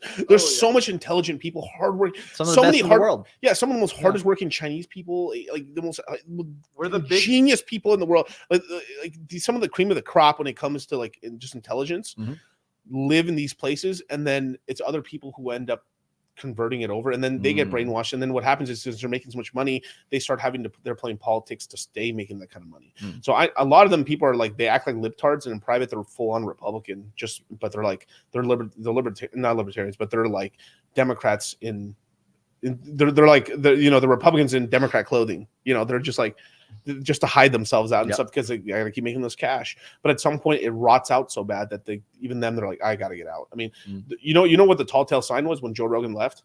Yeah, that was it right there. And I think that's what's been hollowing out like Hollywood and everything like that. And Disney left, and like just tons of stuff going down. But or did not fully left, but more so than before. So, but just to go back to the other point, like, it is other housing owners, the people. So if you own property in Texas, right? Texas land, I remember back in the day, wasn't worth a lot. Now it is. Now it's starting to be worth a lot. Right. So if you were a person who believed, if you were in early on Texas and you bought a bunch of Texas land, you have made a lot of money. Yep. Because what happens, it's a wealth transfer. You buy stuff when it's cheap, when no one wants to live. Who wants to live in Texas? Texas. Now it's like, dude, Texas is incredible. Like literally, I mean, that's exactly what's happened. And Austin, Dallas, all those places, like the prices appreciated a lot. People are earning a lot of money, and like what's happened is like these extract wealth from these Californians. Fuck it, make that money off of them. It is what it is, but you have to play the game. Or some people, okay, I don't own any property. Let me own a business that they'll like. Making a ton of money, and this is what it is. It's products and services. It's capitalism, right? The same thing. If you want to get, whether we like it or not, like me, I do not want BlackRock in this. I don't want the banks in this. I don't want the central bank digital currencies in this. I don't want anything. You will own nothing, and you'll be happy. You'll eat the bugs. But it's too fucking late. It's muddied water. We lost that shit already. It's too late. Well, the average person has, yes. Yeah. In terms of like, no, we lost the fight. The fight that we're gonna keep the banks out. Exactly. The crypto people sold us out a long time ago. It was sold out. What do you mean exactly? So, in terms of within crypto? Within crypto, Coinbase, Coinbase. Well, Coinbase has always had one foot in each one. Right. I think, what was it? Y Combinator was their main VC. So they already had the inroads. Y Combinator, oh my god! But what I'm saying is like all these companies, whatever you want to call it, right? All these crypto companies, XRP, XLM, all these other, a lot of some VCs came in, they all together allowed Wall Street to get in. Now they're in, and they're not fully in yet, but they're in, and basically it's like, okay, this is going to happen now. We're not going to get colonization of crypto. We're not going to get the full colonization how they want it, right? But we're not going to get our paradise like we want it. Right. It's going to be because of Gary Gensler. Yeah, it's going to be somewhere in the middle. It's still going to be better than what we have right now. Yeah, I kind of view Gary Gensler as a land surveyor, right? He's coming in here and he's like, all right, how can I fuck this up? And we're the engines. Crypto natives. I'm opening a casino. That's not a bad idea. Cashy Palace, here I go now. But Mohican Sun. But when the money gets big, institutional will follow, right? But so it's get your piece of the pie, because like it's basically like they're coming in. The Californians are coming in no matter what. Yep. I'll sell them everything they want then. Yep. I'm gonna get rich in the meantime and protect myself and put myself in a position for me and my family. Yep. Do the fucking same. Like there's no, and I wish it wasn't like that, but we have to play this game. It's the world we live in, and we have to play this game. You have to talk about reality. You have to talk about what the situation is, not what you wish it would be. That's so funny, crypto natives. Kyle, read the super chats. If we have any super chats real quick. Yeah, of course. We got US Crypto Boogie. Oh my fucking god. Never thought it'd be used that way. Dude, that shit is such a double entendre. Oh my god. We got Crypto Boogie with the 1999 super chat. Four flames. Yes, my name is Run with Gains. Where's Ernie when we need him? Right. Then we got Thanks, Boogie. Christian with the 199 super chat. Should I DCA daily or weekly? And the 10 gem wallet good? That okay. Tangent wallet, I haven't really used it, so I can't recommend it. In terms of wallets, like if you're just mobile wallets, Coinbase wallet, MetaMask sucks on mobile. Don't use it. Yeah. But Trust Wallet, and Exodus. Those are the big three. Unless you're using a very specific like Coinbase ecosystem one, like something like a Fearless, which is like Polkadot, Kusama, or like a ton keeper for ton token. That's different. But for like an average everyday wallet, Exodus, Trust Wallet, and Coinbase Wallet are the ones to go to. MetaMask if you're online, or Ledger or Trezor. Trezor if you're going to be using coin, or you can be using like as your savings account essentially, or your bank account. But in terms of Tangent Wallet, No, I don't know it. So sorry, but DCA daily or weekly? That all Christian? That all depends on how you make money. Yep. Are you getting paid weekly or bi-weekly? That's how you do it. Now, you can DCA daily if you're earning money on the daily. Let's just say like, wow, I sold this Pokemon card, or I did this, or I went to this sale. If you make some one-off cash, yeah, do that daily. Yep. And I will say this: if you ever make let's just say, as an example, if you went to the casino, Christian, you drove 1 hour or 2 hours to a casino, you actually won some money that day. What I would tell you to do is whatever you won, take half of it or more, put it in the space right away. Yep. Because if you don't, you're going to spend it. Yep. So big thing, like anytime I go to the casino, as an example, if I ever go to the casino and I lose, right, what I do is whatever I lose, I put that equal amount in crypto. I'll make that money back. Yep. Like there is no losses. Tenfold. At least. Yeah. Now don't degen the math and say, well, I lost $1,000 today. I'm gonna put $100 so I know 10x later. No. Oh no. I thought you were gonna go the other way and be like, yeah. I lost 1,000, so I'm gonna put 2,000 in or something. Well, that's actually not bad. That's pretty good. I like that one too. Yeah. That's like, I'll double down. I only lost 5%. But that's a great way to work it. So but be careful when you're really smart. You can use your intelligence to make sense of anything, and so you can find ways to normalize your degeneracy, which is bad. Yeah. So be careful with that a little bit. Find a pattern. Yeah, that's true. That's a good point. Yeah. The degenerates telling other degenerates to be less degenerate, Do as I say, now as I do. Don't follow as example. Then we have Moonfield Rational Optics with the $5 super chat. Hey, gentlemen, caught the replay of DCC's last stream. FYI, minimum dot stake is 500 with almost 20% they APY. They upped it. Okay. I asked the chat if what was the minimum to stake dot. I remembered it back in the day. It was 200. It was 200. Yeah. But I guess because the price has gone down a lot. Yeah. Dot's at a great price. It's literally where I DCA'd when I originally got into it. I've been seeing kind of some GameFi percolation starting to pop up on Dot. Really? Yeah. Apparently, I still have to look into this a little bit more, but apparently the way Dot is structured in terms of data throughput, it actually can handle rendering of games a lot better, is what they claim. I got to look into it a little bit more, but that'd be interesting if that caught on. But you know how terrible they are at marketing. Yeah, they're pretty bad. Especially, their founder looks like he's homeless. It looks like. Polkadot literally is 555 right now, $5.55. Boom, baby. On a Hex 4-year stream. I won't say guaranteed, but virtually guaranteed 10x. Yeah. Previous all time is $50. All right, what's the next one, Kyle? Okay, then we have Dan T with the $5 super chat for my weekly DCA Phantom/Boo or Thor swap. Appreciate you two. I'm big up on Thor swap. Hey, if you're already in profit, keep that one. I like Phantom right now. I said this on my Friday stream. Phantom might be the best buy opportunity of the main L1s right now. Yeah. Which it'll get you. It's kind of like with an AVAX in second. Yeah, but I like Phantom more than AVAX. Me too. Yeah.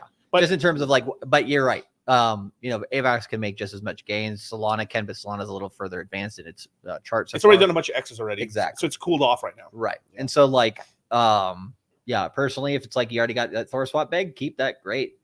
Just ride it out. And then Phantom's looking pretty good. Boo's still struggling a little bit, but it has at least tried to break its downtrend, which is good. Someone said, I remember BitBoy buying DOT at 90 cents. When? That's impossible. Unless he got in on the pre-phase or something. But those were selling, if I remember correctly, those were those pre-phase ones was pre-stock split. It was like a way less supply. Those were selling for like $100 a pop. They 20x they 20x stock split it. Right. I remember that because it was you could only get it if you had access to a Chinese exchange. Right. So this is what I'm trying to say with DOT. It was like very unless he was given it. Yeah. Well, I don't know about it. He could be talking about Kusama. True. That could be Kusama. Oh, never mind. He says LMFAO. My bad. Bill's buying Matic. Sorry. Okay. Yeah. Tomato. Yeah. Interchangeable. That still was a little high, dude. I got into Matic in pennies, bro. Pennies. Shout out to Decentraland. Then we have Ken Johnson with the $9.99 super chat. I've been watching you guys for the last 4 months and bought the mindset class. Since then, I want 2x my 50K. Oh, when will the Pulse ecosystem be back to SAC price? And when will PHEX hit 15 cents? And I love you guys. Love you too, Ken Johnson. I thought Kyle was just adding that on there. Yeah. No. That's actually there. Yeah. And I love you guys. I love the little husky that's there. In terms of like when will the pulse chain? This is a guesstimate, but probably in the summer. Probably in the summer. I mean, we do have a chance with liquid loans. If more like right now, that's being a little conservative too. That's assuming there won't be any catalyst point between now and then that could pump it up for a period of time. And that's why I've said liquid loans. Now there's two things. If the case gets thrown out, let's just say they have until I forgot we're in January 13th. I think it's like mid to end of January or something like that. Yeah, if the SEC can't respond, then the case can get thrown out. You get thrown out temporarily. I think they can come back. They can kind of just keep putting a new case on it, I think, too. Because that's enough to pump the ecosystem because it gets thrown out. It can be brought back later on, right? But just the news of it getting thrown out. Getting thrown out, we free. Woo! Yep. You know, the memes. But then we'll get hit again. But in terms of the reason I say like it could take the summer. Now the caveat is liquid loans. Because right now I think 2% of the liquid supply has been staked. Of like there's a large amount owned by the OA. This could be like 80+%, 90% of the supply. The liquid side, the guys that the average user controls, 2% of that supply has been locked up in liquid loans already, which is good, and that could continue to go up. So that's less supply on the market, and then you're having more and more people borrowing, and then the stable coin where the redemptions open up, people can then use this. I mean, who knows? I mean, like people can use the liquid loans token to buy more pulse chain that could pump the pulse chain price. So we could get a run off of liquid loans. Like I'm excited. Like I mean, obviously the launch has been a little shaky just because of the stuff. But it's good that it did launch. I think going because like we do right now, we are at a tipping point in crypto. Right. With Bitcoin hitting that 40K mark, we're at a tipping point of in the next 1 week to 10 days for 60-day cycle reasons, among others. We're going to see, okay, do we continue this move to the upside or do we dump? And it's actually smart of them to kind of come in at an inflection point, because if we dump, well, you know, the people are gonna dump new projects anyways. It doesn't mean the new project's gonna have a lot less dubbage because the liquidity is not there anyways. But if we do surpass 41,000 and Bitcoin makes a real nice run at the end of the year, like that's enough of a catalyst not only for itself to do really well from its SAC price, but then also the rest of it gives a narrative to the rest of the pulse chain community, basically that there's good shit going on and price can pump. Now I want to say one thing so this is just on the pulse chain tokens because I need to say this about all of them. That 50K is 2x now. Not too shabby. Hey, that's some money, sir. man. That's some nice shit. That's some money, man. Taking $1,000 course at $998 or whatever the fuck. I mean, I ain't too shabby. Hey, man, 4 months. In 4 months. It's gonna be more. It's just the beginning. Dude, okay, I want to do some moon math on that. But with the projects, right? So you had so I saw people complaining. I saw people complaining with this. So when Mintra launched, we sacrificed for it. Where's the liquidity? What the fuck? I saw, and then liquidity came. And then the project stabilized, and then it's launched. What people are mad about is like people are mad about why isn't there liquidity up right now because they want to dump their whole bag and get out. That's it. So that's the truth. Now, 9-inch paper will let us hands. Yeah, I saw this with 9-inch. Yep, I saw this with Mintra. I saw this with liquid loans. I saw it with Flux, Famous, all the tokens there except for the first one since it launched. It was a free token, right? Every major sacrifice project, even ones that didn't sacrifice, all had low liquidity. Then the liquidity came. Right. Everyone's just mad because they want to sell because they're fucking wrecked because they overextended themselves. Yeah, they're illiquid themselves because they didn't properly manage their risk. And this is they just want to sell without slippage. Right. That's exactly what happened. That's why I've got no sympathy for it. I don't give a fuck. Yeah. Because guess what? I invested what I could afford to invest in these projects. Cool. I still am liquid as fuck on all my other investments, and my if I really need cash, I'm not thinking like, oh my god, I got to sell the liquid loans bag. I got to sell the fame. Dude, I need my famous bag. I need to sell it right now because I just need money right now. Right. Let's just poor risk management. Yeah. And it's just like, what are people doing? Are they fucking maxing out a credit card, taking cash day loans on it, and then jumping into a sacrifice? What the fuck? Who the fuck is telling you there's somebody out there doing that? Yeah, but why are you doing that? Like that's I get like that is like borderline like degenerate desperation. Like I only see that with a person that is like they don't understand. Like they have to be like such a degenerate gambler, and like you have to. I mean, like it's just desperate. It's just so desperate. It's insane, dude. They're blinded by the X's. And, I have some sympathy for it, but at the same time, I don't in terms of, I mean, that's why we do the course, to be honest, Yeah. so that we can make sure people, basically do things reasonably. But not everybody listens.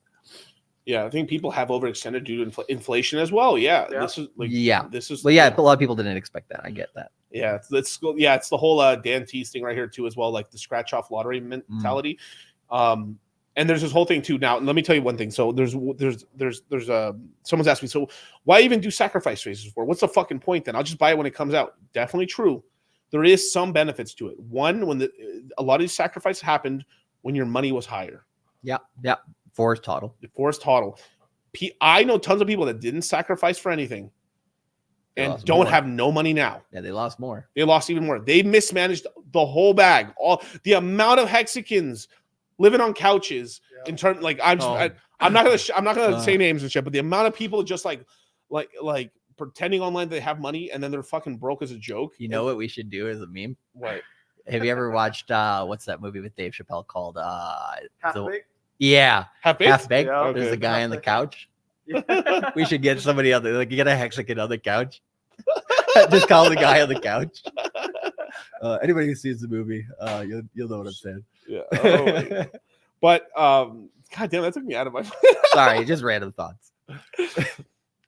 But like a lot of the people sacked when the prices were way higher. So this is the one benefit to sacking in a bull market is that you kind of lock in some money. Now you just got to make sure, is this what I like? I know people that like, no matter what's happened with the sacrifices, they're like, I'm so happy I sacked because I literally had this money. They miss, there's people that lost the whole bag. Sad to say, those sacks brought them back. Yeah. It's fucking the truth. And look, Well, so that let's take that. And then if they were to be like, okay, I really understand this ecosystem. I really believe where this is going as a layer one and what it's trying to do in the organic community, how decentralized they are, even though they're getting a lot of shit. I'm contrarian still to the wider crypto market. And I think this can do well, but I don't have that much more money, but at least I have this. Then over the next 5 to 6 months, I'm also going to take a percentage of my pay, which, is stuff that I'd spend, going out on weekends or stuff that I would spend on frivolous things. Yeah. Take that money, even though compared to, what you originally put in, it's a lot less. That will still get you a lot more coin over the next 6 months. And that will, in the short term, you're going to have to kind of bite the bullet on that. Yeah. But then a year from now, that's where it's going to be like, like you're going to really thank yourself for, having that patience. Right. And so like someone asked me, so why did the fiat famous sacrifices go so well compared to the other ones? There's two big things, right? One's expectation. They Proper did expectations. Proper expectations. They did these sacrifices in a bear market. And let me say it again. They did the sacrifices in a bear market. So the people who participated got already wrecked or were in at that point and were in much more of a level-headed point to sacrifice so less emotional. Still hopeful for the future. Hey, I would like to make but more grounded in reality. Yes. Okay. The one problem with the thing is like people oversacked during so imagine the price is really high and then you oversacked during those things. So imagine like a guy with a $100,000 portfolio, he sacked like $30,000 of his money into like Pulsex as an example, right? Came down. Even at the launch, but there was no excuse to literally Pulsex went 40% above the sack rate. If anyone sacked with a group or did some shit, most groups were in the top 30, they were in multiples anyway. So they were in huge amount of profits. They just didn't take as agreed. Right. But even so, on the come down, they still were able to sell on the come down. Well, but even so, even I don't know, even so, they would still let's say they just hodled, which would make sense. What they could do is instead they had that 30,000 originally, they put in 3,000 now. They double their bag practically. And they also don't think too is in terms of that capital, even though they're down, let's just say they're more focused on being down on something they haven't sold rather than buying something that could increase their coins more of something they sold. But that's what kind of makes me pissed off a little bit is because they talk about this shit as if they believe in it. And then, like you said, they're kind of not really repping the team by having that incentivized stake in it as much as they say they do. Right. And there's also rules now. This is where everyone do your own tax stuff. But when you join when you do a sacrifice and you get your coins, you are going to, because you received them at a really low rate and you've held them for a long time, you're way ahead in terms of like if taking profits earlier than somebody relative to someone has to wait 6 months or 5 months for the bottom of that coin to invest at that point, and then they have to wait a full year before they can sell. So like where someone is in it from the beginning, it's already like it's almost like I count a lot of the Sacs as like, oh, this is just like, now this is really funny actually, like, but like girl math. Like I sacked last bull market. I'm getting coins now. Hey, it's free money. Yeah, girl math, or for title money. Yeah, for title money. It's like sacrifice for this 2 years ago. Totally forgot about these money. Yeah, couch cushion money. Yep. Girl math. And with the famous one, too, right? People more because the Polshian ecosystem had launched and had launched and stuff. People understood more what the ecosystem was already at that time, and then from there, when they did the fame sacrifice, they understood like, oh yeah, we do need this. That's logical, and that's there's a product market fit.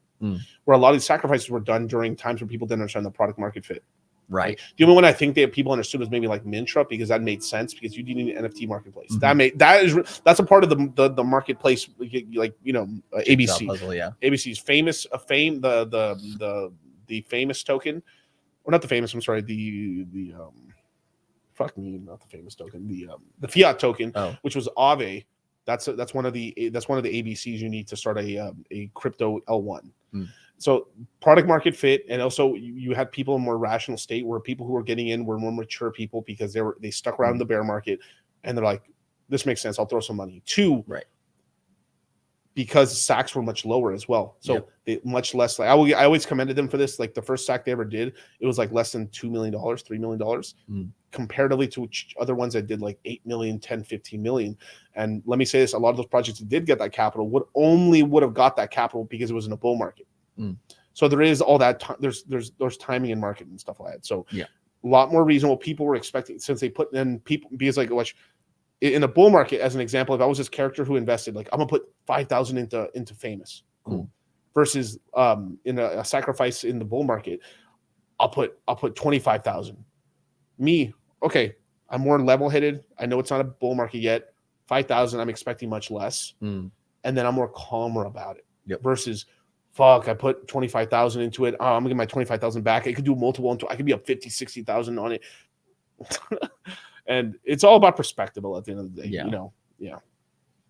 And yeah, everybody has a different strategy, but at the end of the day, it's like, I just want to see the whole, like, instead of the community infighting with each other, right? Like, I want to see the community band together and be like, okay, this is what we're after. Because if the community can come to a consensus together without somebody leading the charge every single time, that's going to make a lot of a long-term, more stable, stronger community. Right. Now, AK said this is like, hard truth is RH bagged everyone's gains, both Bitcoin tops, the center tops. He won't return to live stream whether the SEC or not. I don't believe that. No. Cardano, dude, the Cardano found's not in the States, bro. Like I said this earlier on RH. You want to know something that happened? So, okay. The first stream I ever did with Richard was in early 2020. He bagged on me for like 15 minutes about Litecoin. I remember that. Yeah. And then he was like, oh, this guy is actually a Hexagon. My bad, dog.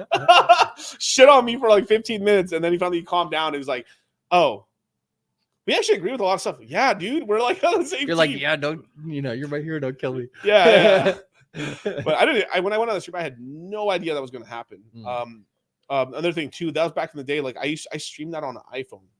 So the reason I got off that stream was like an hour and a half or so. My iPhone was about to die. Yeah, I couldn't stream anymore. So all right, and then Richard did like a longer stream after that. Like I was gonna stream. Richard wanted me to stream with him for like 3 hours. Yeah, couldn't do it. My phone fucking died. I didn't have the tech back then. Okay, not all the like now we have like fucking 10 cameras in here, lights. Hey, we're not all in on one microphone, one camera, or one chair. I was all in on one phone, and that failed me.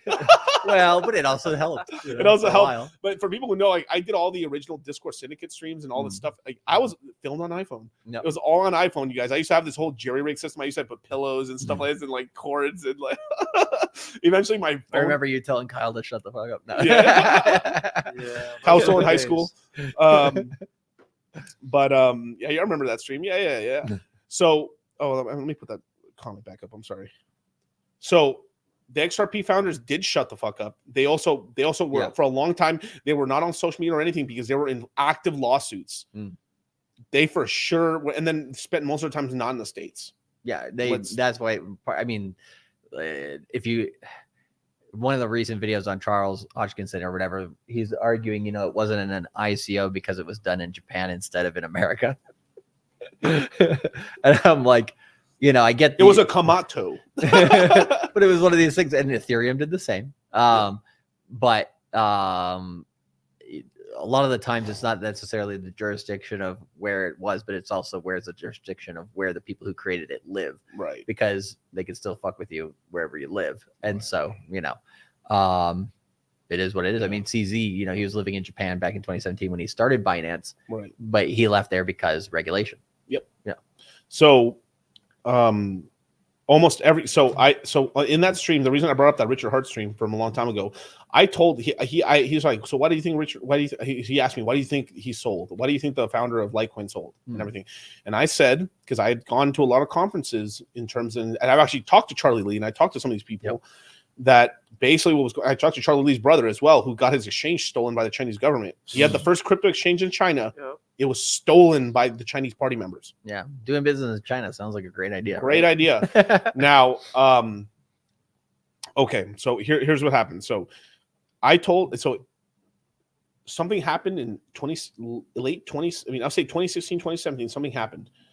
Every single crypto founder in the Americas fled the Americas. If you stayed in the Americas, they all sold their coins. Jackson Palmer, who made Dogecoin, said he sold all his Dogecoin. He says he hates Dogecoin. Charlie Lee sold his coins.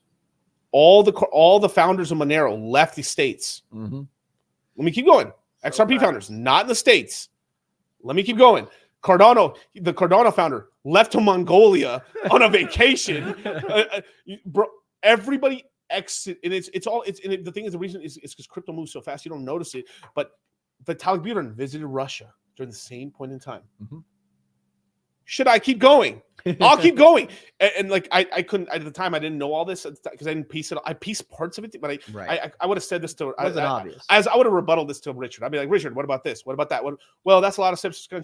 Well, if there's a bunch of smoke, there's probably fire. Yeah, McAfee was fucking on a yacht in international seas half the time. Yeah, and what I said to him is like, and this is what I was hearing from like whispers and stuff when I went to these conventions, and I talked to a lot of the Litecoin miners. I talked to some Bitcoin miners and stuff.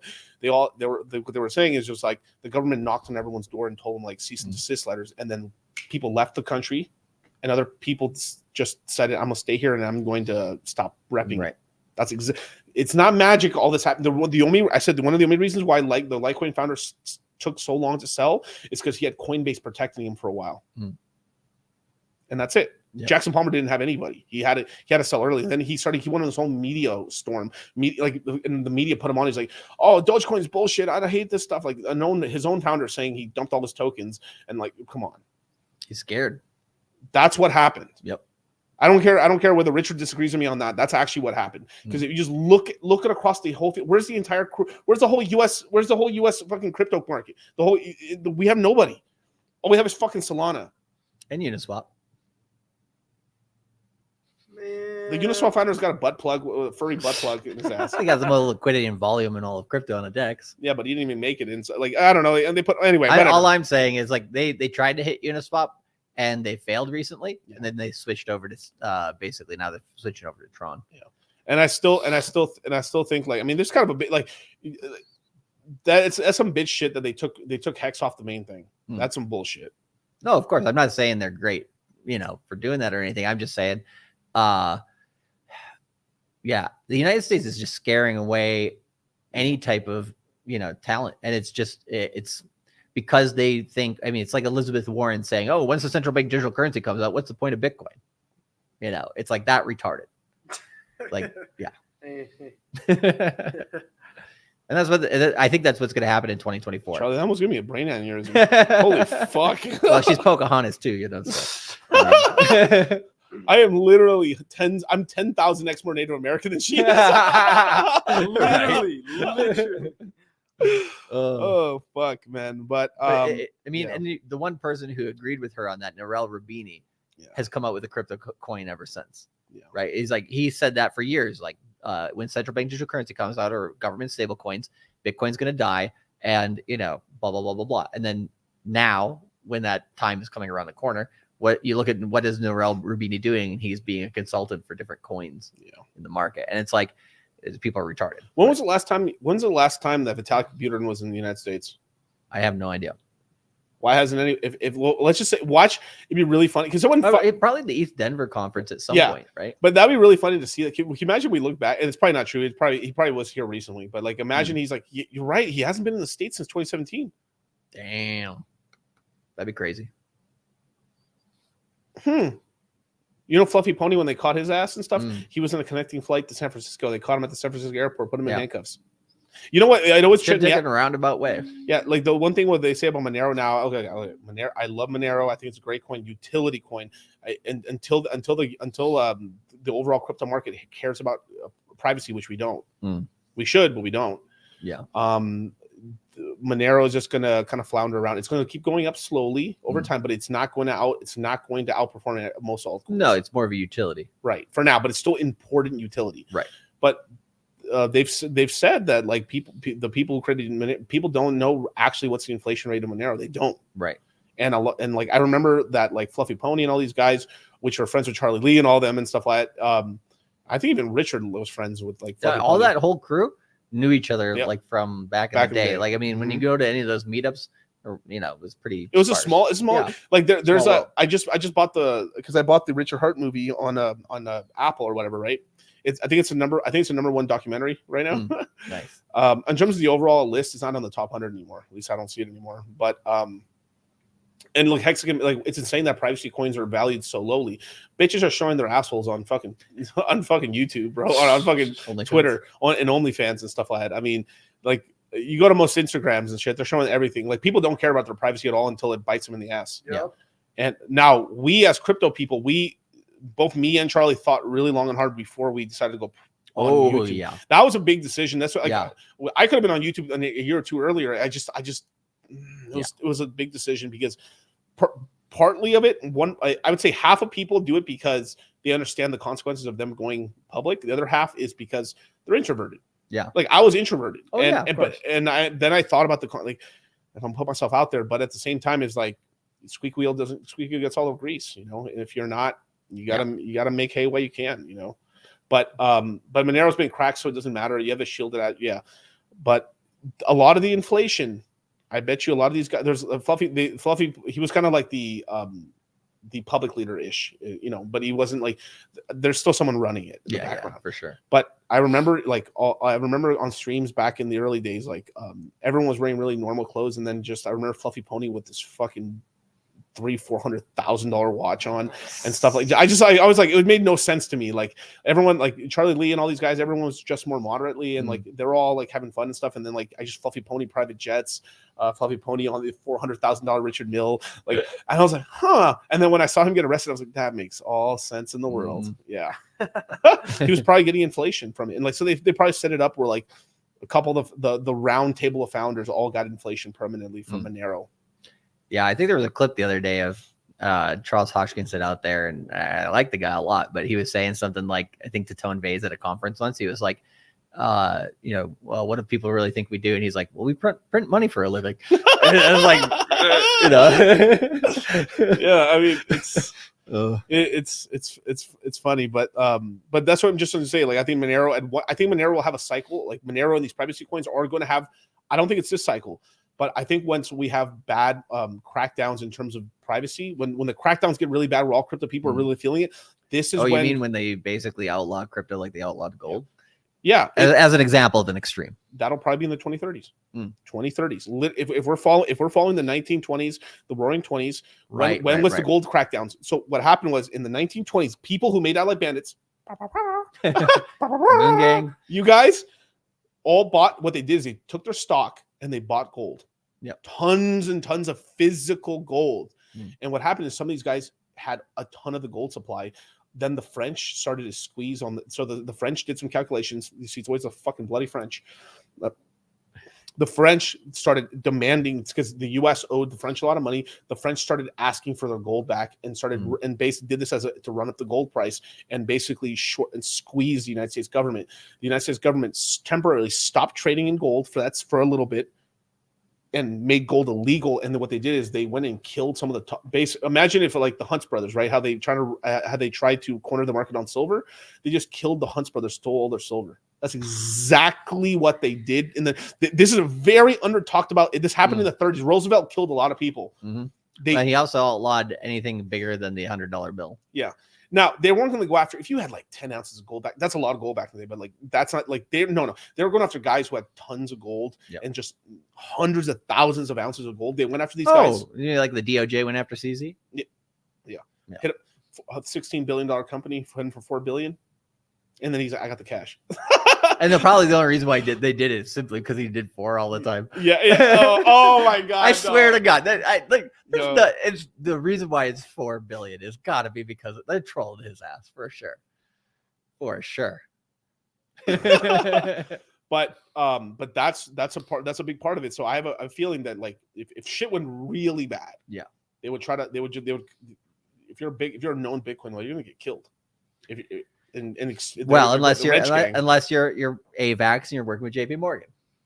Charles Semantics. but that's what I'm saying. So like that's what happened is they confiscated gold from the top people because they're based what they were trying to do is they were so the guys who got rich during the 1920s, there was a lot of people who stayed rich. The flapper era didn't die. Yeah. The biggest so there's one era in the 1930s was the largest amount of wealth in I would say like the wealth gap was the largest during the 1930s. This is when you had the most expensive luxury cars on the planet up until you hit like the current era. Right. You had the Duesenbergs. You had these tricked out rides and stuff that all happened in the 30s.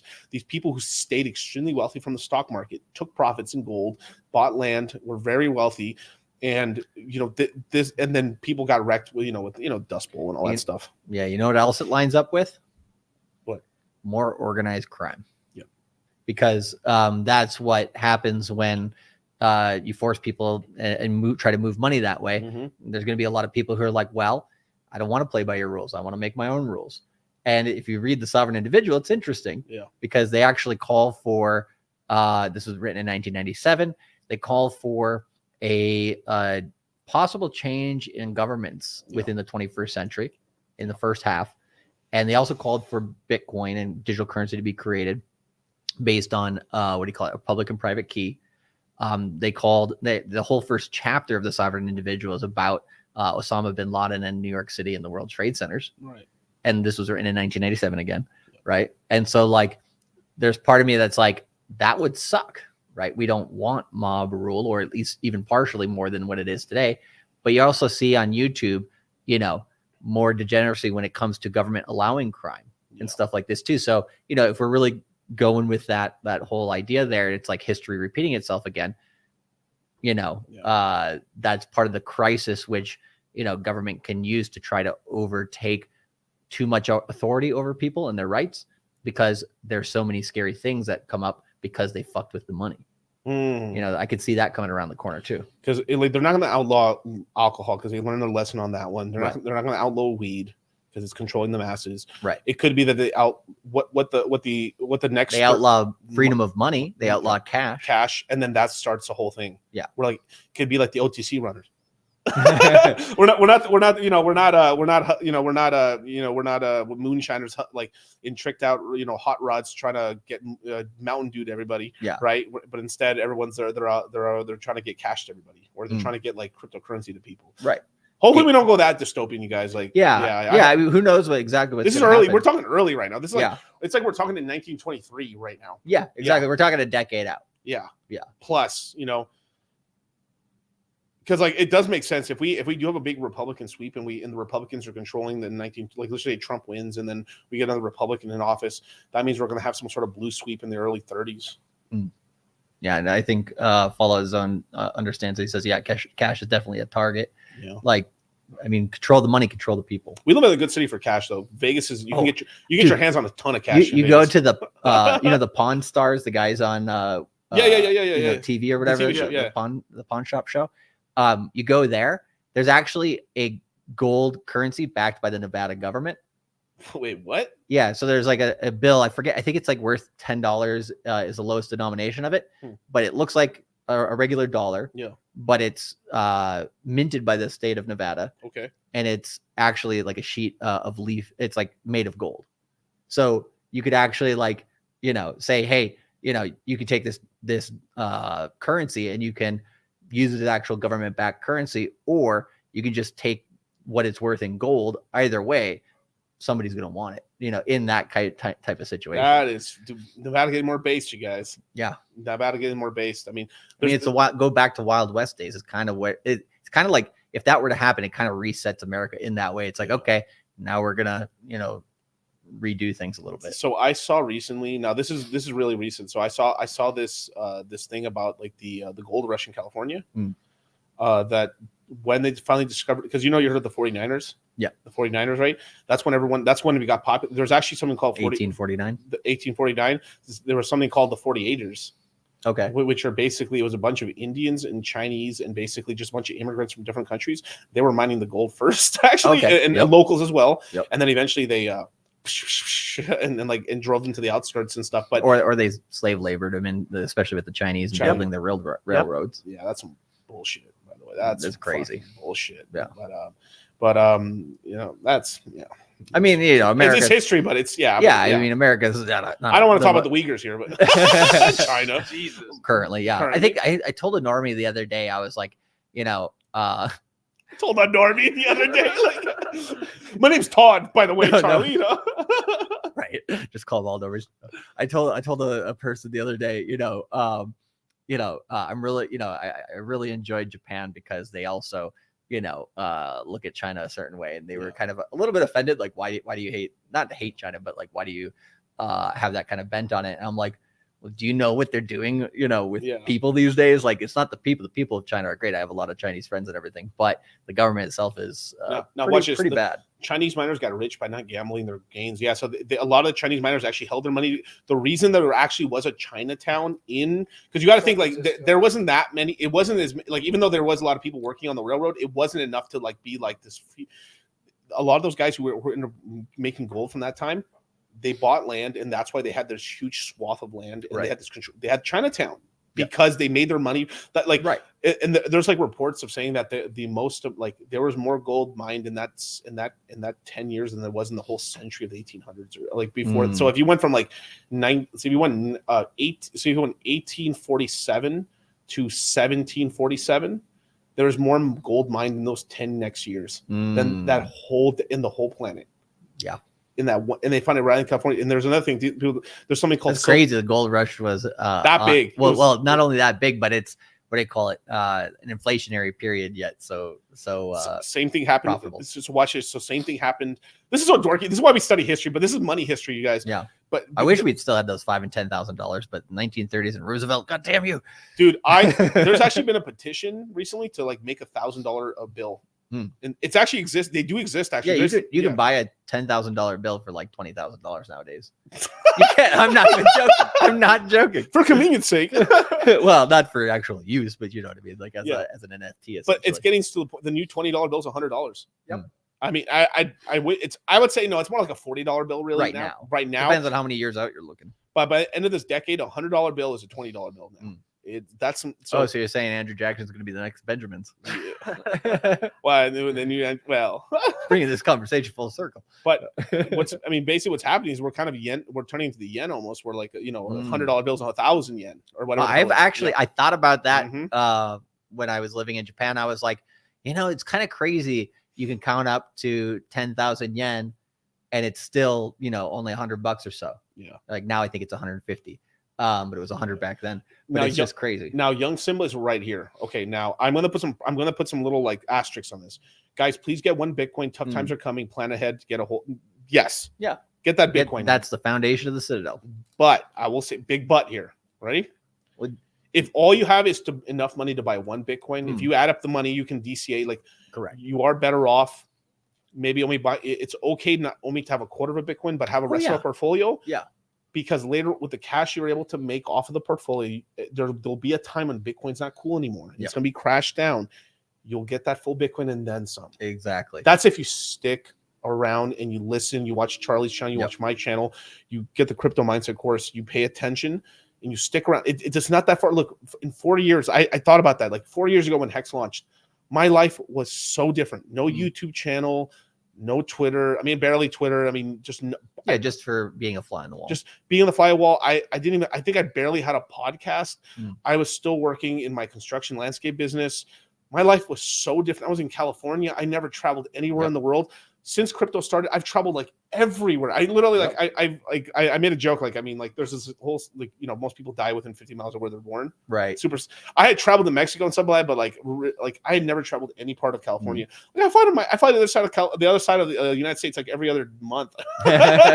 We're traveling to all kinds of crazy places. I'm talking about Navy base, underground Navy bases and shit, like all kinds of crazy stuff we're looking at. Like I went to New York the other day. Don't recommend it, but I actually like Jersey more than I like New York. I should blow New Jersey up. But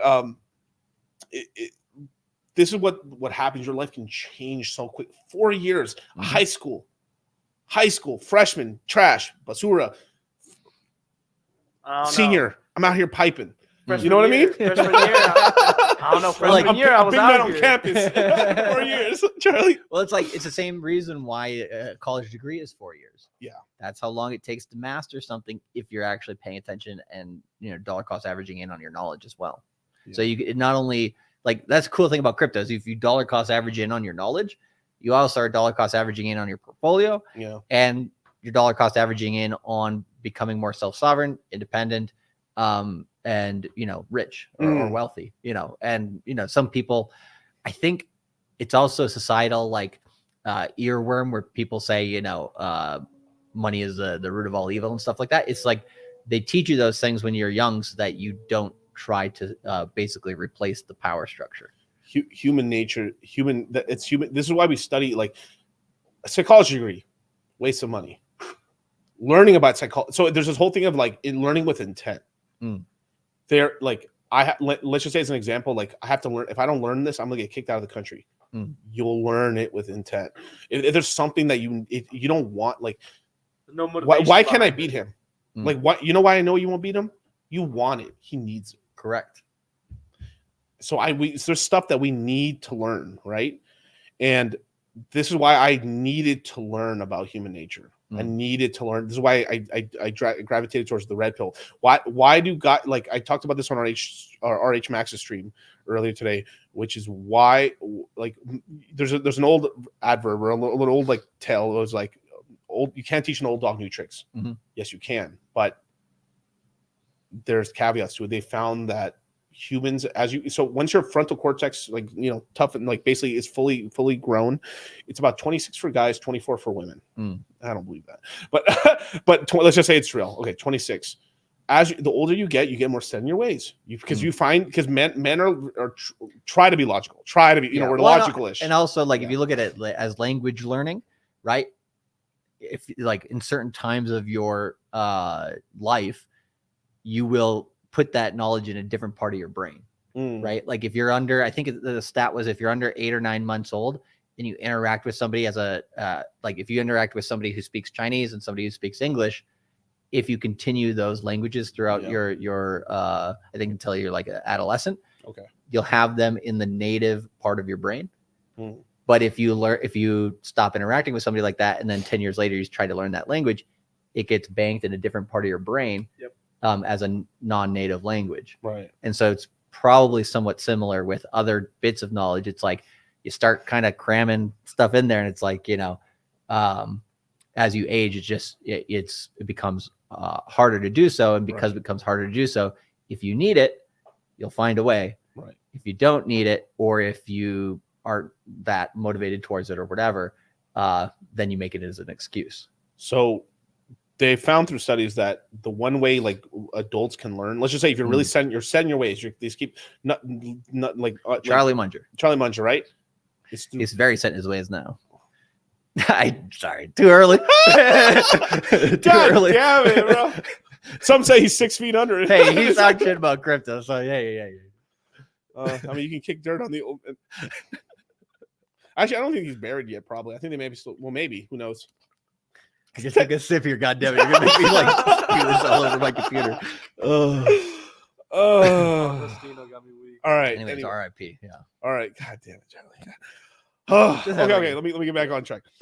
It's thinking. So it's pain. Right. So why do as an example, this is what the simplest way you can prove it, right? Why do most guys get into the red pill? What's the main reason someone gets into the red pill? Heartbreak. They get broken up with. How do I get my girlfriend back? My wife left me. Divorce rate. Right. Pain. That's literally 85% of people in the red pill. Yep.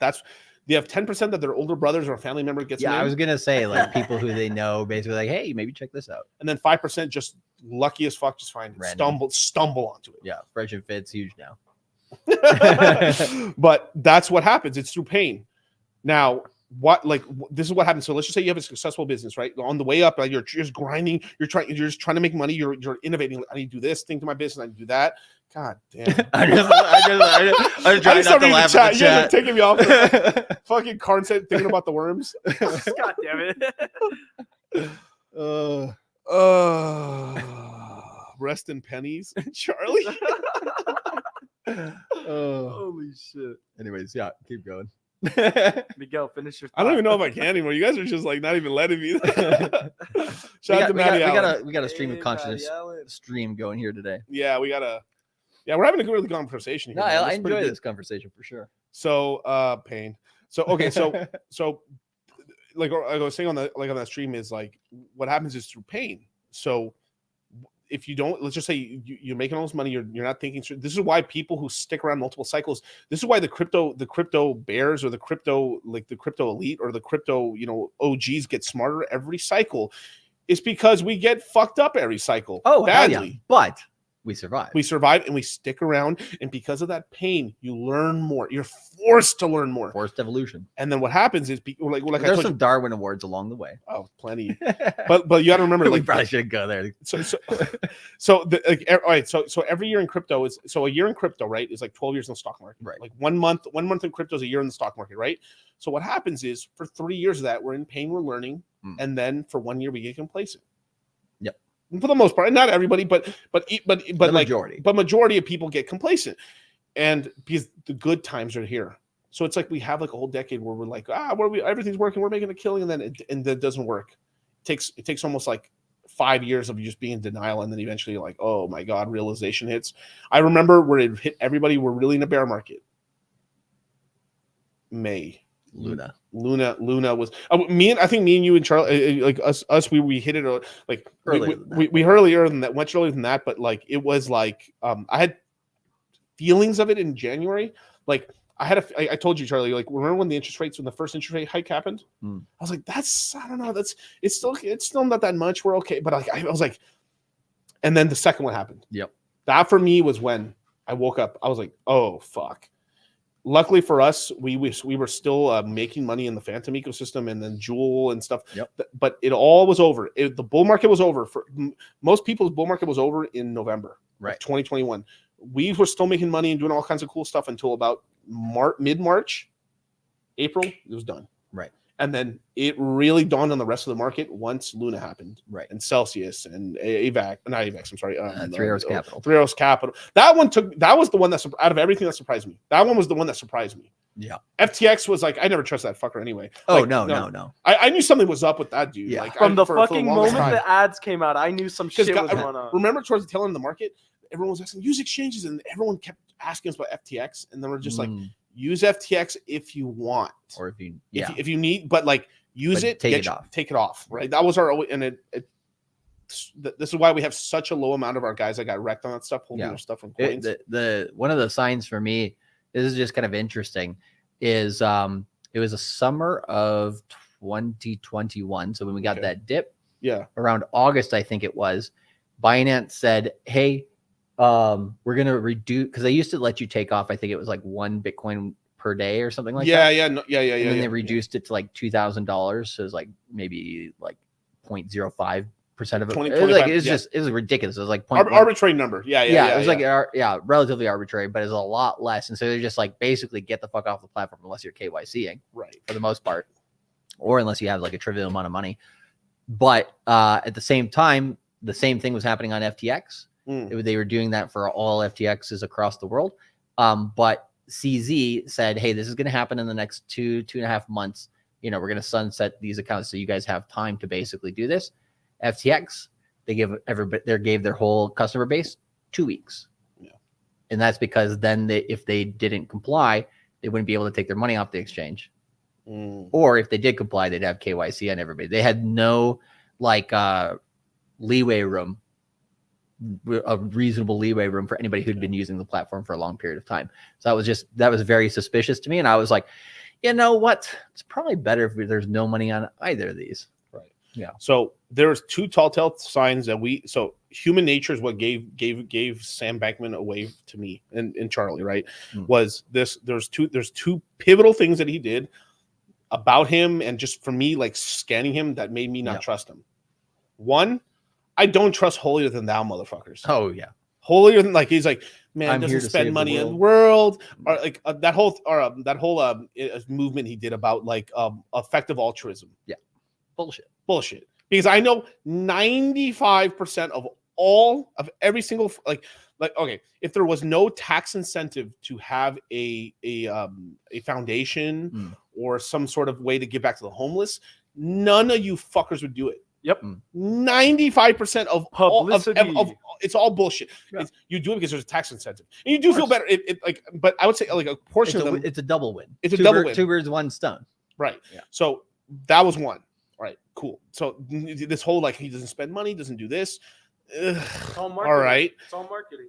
Then another one. This is the one that, so us being really deep in the crypto market and stuff, we were in there for a while, and we saw we heard all the story about him trading, making this money, doing this stuff, the arbitrage stuff. But it didn't make sense how it he was made doing it. some sense.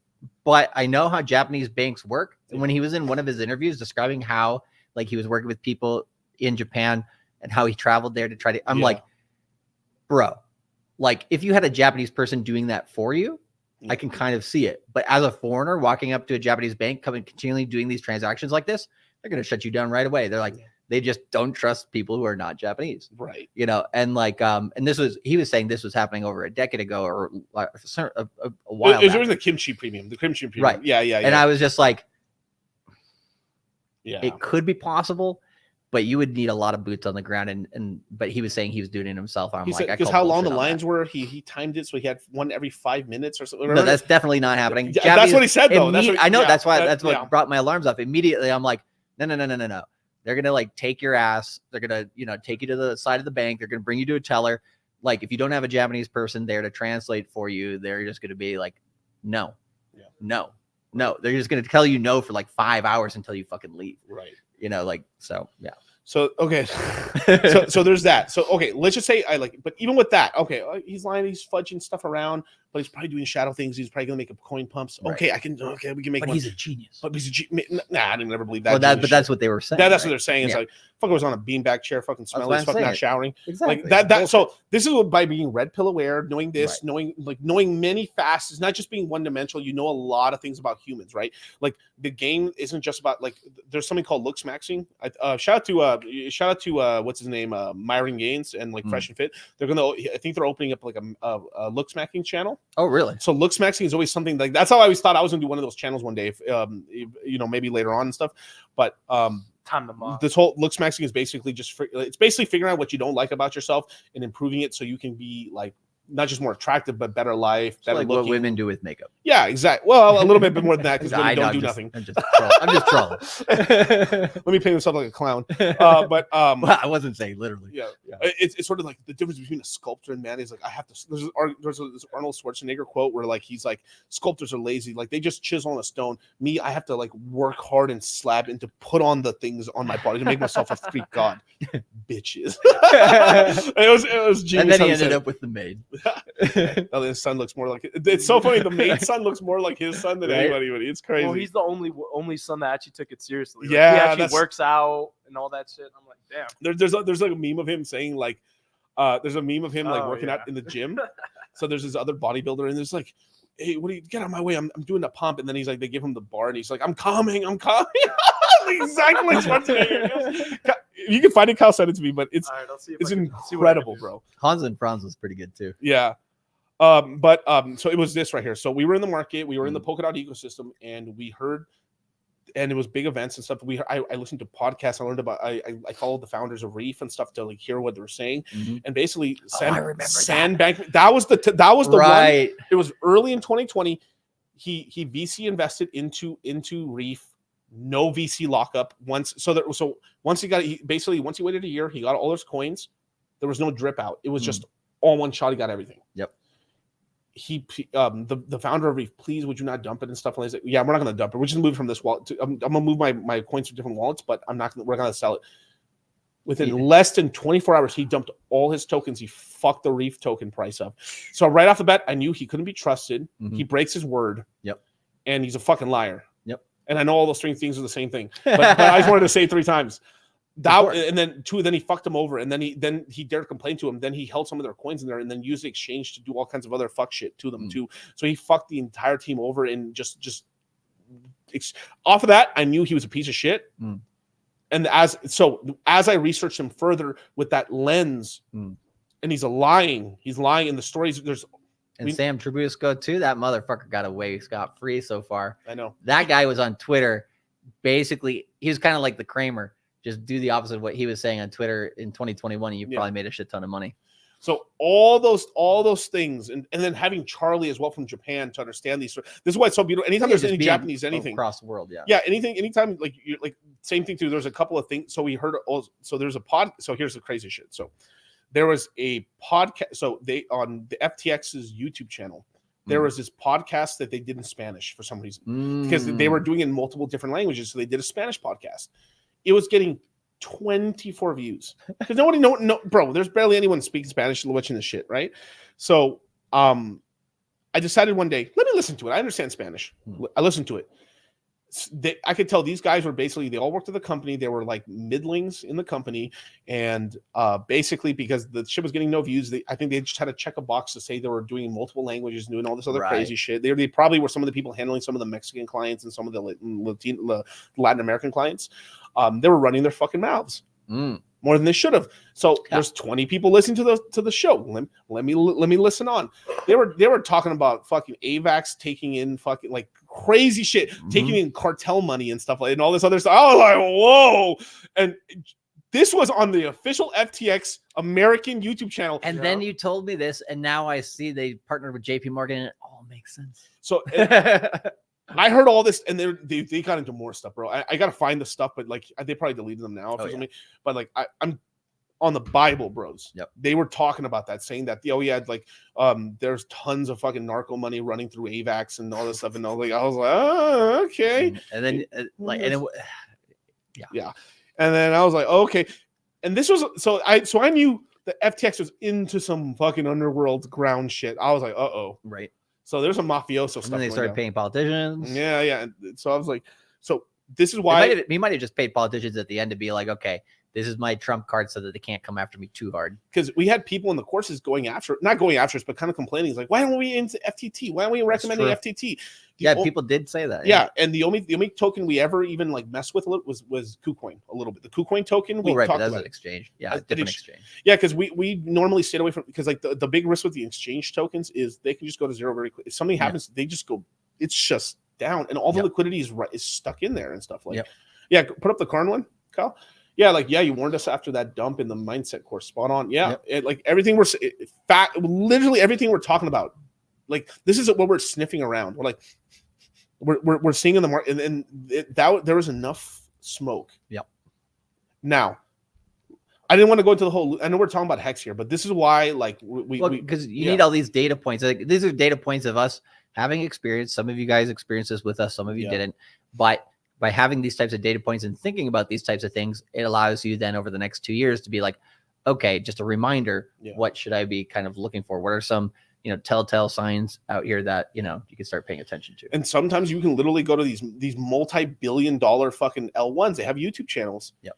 And they're getting no views. Like I remember there's like thank God whoever does these, like a lot of these projects have like these AMAs or OMI like they're only Discord only or something, or Telegram only, and they sometimes repost them later on. There's a lot of you're not going to catch up. There's too much stuff to catch. You're not going to, right? Yeah. But sometimes I occasionally I like to listen to some stuff just to hear what they're saying, and then I've been able to catch like gems because the thing is when you're getting low, when you're streaming week on week and week and you're getting no views forever, you just start running your mouth because no one's listening to us anymore. Right? I am. I'm the shadows. I am everywhere. My eyes Miguel's are the everywhere. one who sees all. Now, okay. Now there's one before we let me just give you. There's one really important one in here before we sign out of here. Yeah, that's what it is. Oh my God, where is it? Unless I passed it. Okay. Okay, it had to do with LL, right? Like people are so okay, look. Did I sacrifice for liquid loans? Do I think the token's gonna do well? I think it will. I think do I think it's a second coming of fucking Christ? All you motherfuckers that are like liquid loans is the second coming of Christ. The stable coins this, the stable. I think it'll do very well in the ecosystem. I think it's needed. Y'all need to stop snorting whatever cocaine you guys are fucking, whatever drugs. Don't pass that shit to me. Yeah. Keep that. You guys are on crack. Yeah. Don't what do you call it? Put it on a pedestal as a god, right? If you pray to money like that, that is a problem. Yeah. Right here. Okay, here it is. Yeah. So Luna's algo stablecoin failed. Do you know how LL stablecoins works? Yes, I do. To me, this is the holy grail. There you go. God damn it. No holy grail, but possibly good to be. Look, don't put this, don't put the pussy on the pedestal. Don't put these coins on the pedestal. Right. Exactly. Now, I fucking love these coins. Like some of these coins, I love Hex. I love everything. But like, bro, like it's got a lot of problems. So does Bitcoin. So does everything. Yeah. There's opportunities, but like you guys need to stop like putting these coins on such pedestals and stuff. It's just stack these like when you want to get into coins, it's not sexy at all. Like I was talking about liquid driver. I equalizer, right? That equalizer token that's gone up a bunch recently, right? And on the Phantom, who else but me and a couple guys in the Moon Gang were buying anything in the Phantom ecosystem at all? Even the Phantom ecosystem YouTube channels abandoned the ecosystem. Yeah. And I like the guys, but what's the name of the guys? My God. I think they had Phantom alerts. They renamed the whole channel. It's gone. They renamed the whole channel to something else. Now they're talking about just whatever VC stuff in Dubai tells them to do, basically. And that's the problem of having too many people in your shit, right? Like a lot of these channels can't say what they really want to say. Yeah. And so then, they have to basically kowtow to whoever's giving them the sponsorship. Yeah. And look, this token was like down here. I just DC'd a little bit of money here because I had yield farm still yielding. Bots. I just like, this is so cheap. It's look, the market cap's $1 million. I think the market cap's a little bit bigger than that now, but it's so cheap. It's sub $10 million market cap coin. I'll throw some shekels. I'll throw a couple thousand in it. Why not? Let me own a percent of the whole. I bought a percent. I own percents of this whole platform. Yeah. Cost me nothing. What? So risk to reward ratio. Scratch or play or like it might come back and it's come back. Yeah. Yeah. Like, you know what I'm talking about? It's just like, anyway, yeah. Cocaine bears are haram. I still want to see that movie. I haven't seen it yet. It's great. And I think the name is hilarious. Yeah, I think it's like Ray Liotta or Ray Liotta's last movie. Oh shit! It's crazy. He looks so young too. Still, like it's so crazy. He never aged past Goodfellas. It was just his hair. It was weird, right? He stayed the same look. He always had those like that sagging face look. So what you know that what's that movie called? So what genre? Shawshank Redemption. Like what's his name? His best friend. What's his name? Morgan Freeman. Morgan Freeman in the movie, right? Morgan Freeman. They just caught Morgan Freeman for the first time. Like he's 80+ years old now. He's always looked kind of young. I mean, he's looked old faced, but like same. Like once you get to a certain age, it's like you can kind of keep that for a while. Yeah. Yeah. They just recently saw him. He looks like I saw his like getting into a car. Yeah. Was that real? That was real. Damn. Wow. But I mean, he's eventually fall off. Yeah. He's been like 6 years old for like 60 years. Same with William Shatner, bro. Yes, bro. That Priceline money is crazy. Either that or he found some beam me up strategy that Maybe he went to another galaxy or another fucking parallel universe for a certain period of time. Been a racist. Right now, look, Hexy Mexican and stuff like.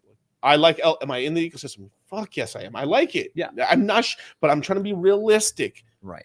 Miguel, should I lock up all my Pulse chain to get a bunch of stable coin? Why are you dumping your fucking coins and having no coins and having just stable coins that are just $1 to earn 8-10%? You can have a portion of your if there's like this is a hodl bag that's one in stables, sure, put it there, earn your 8%, cool.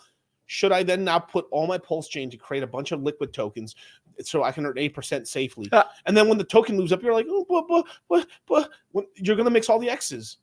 Oh, because you like selling bottoms and buying tops, right? Yeah, it's always going to be there. You can always use it. And I think the loan token eventually will do good and everything. I think it's fucking incredible for the ecosystem.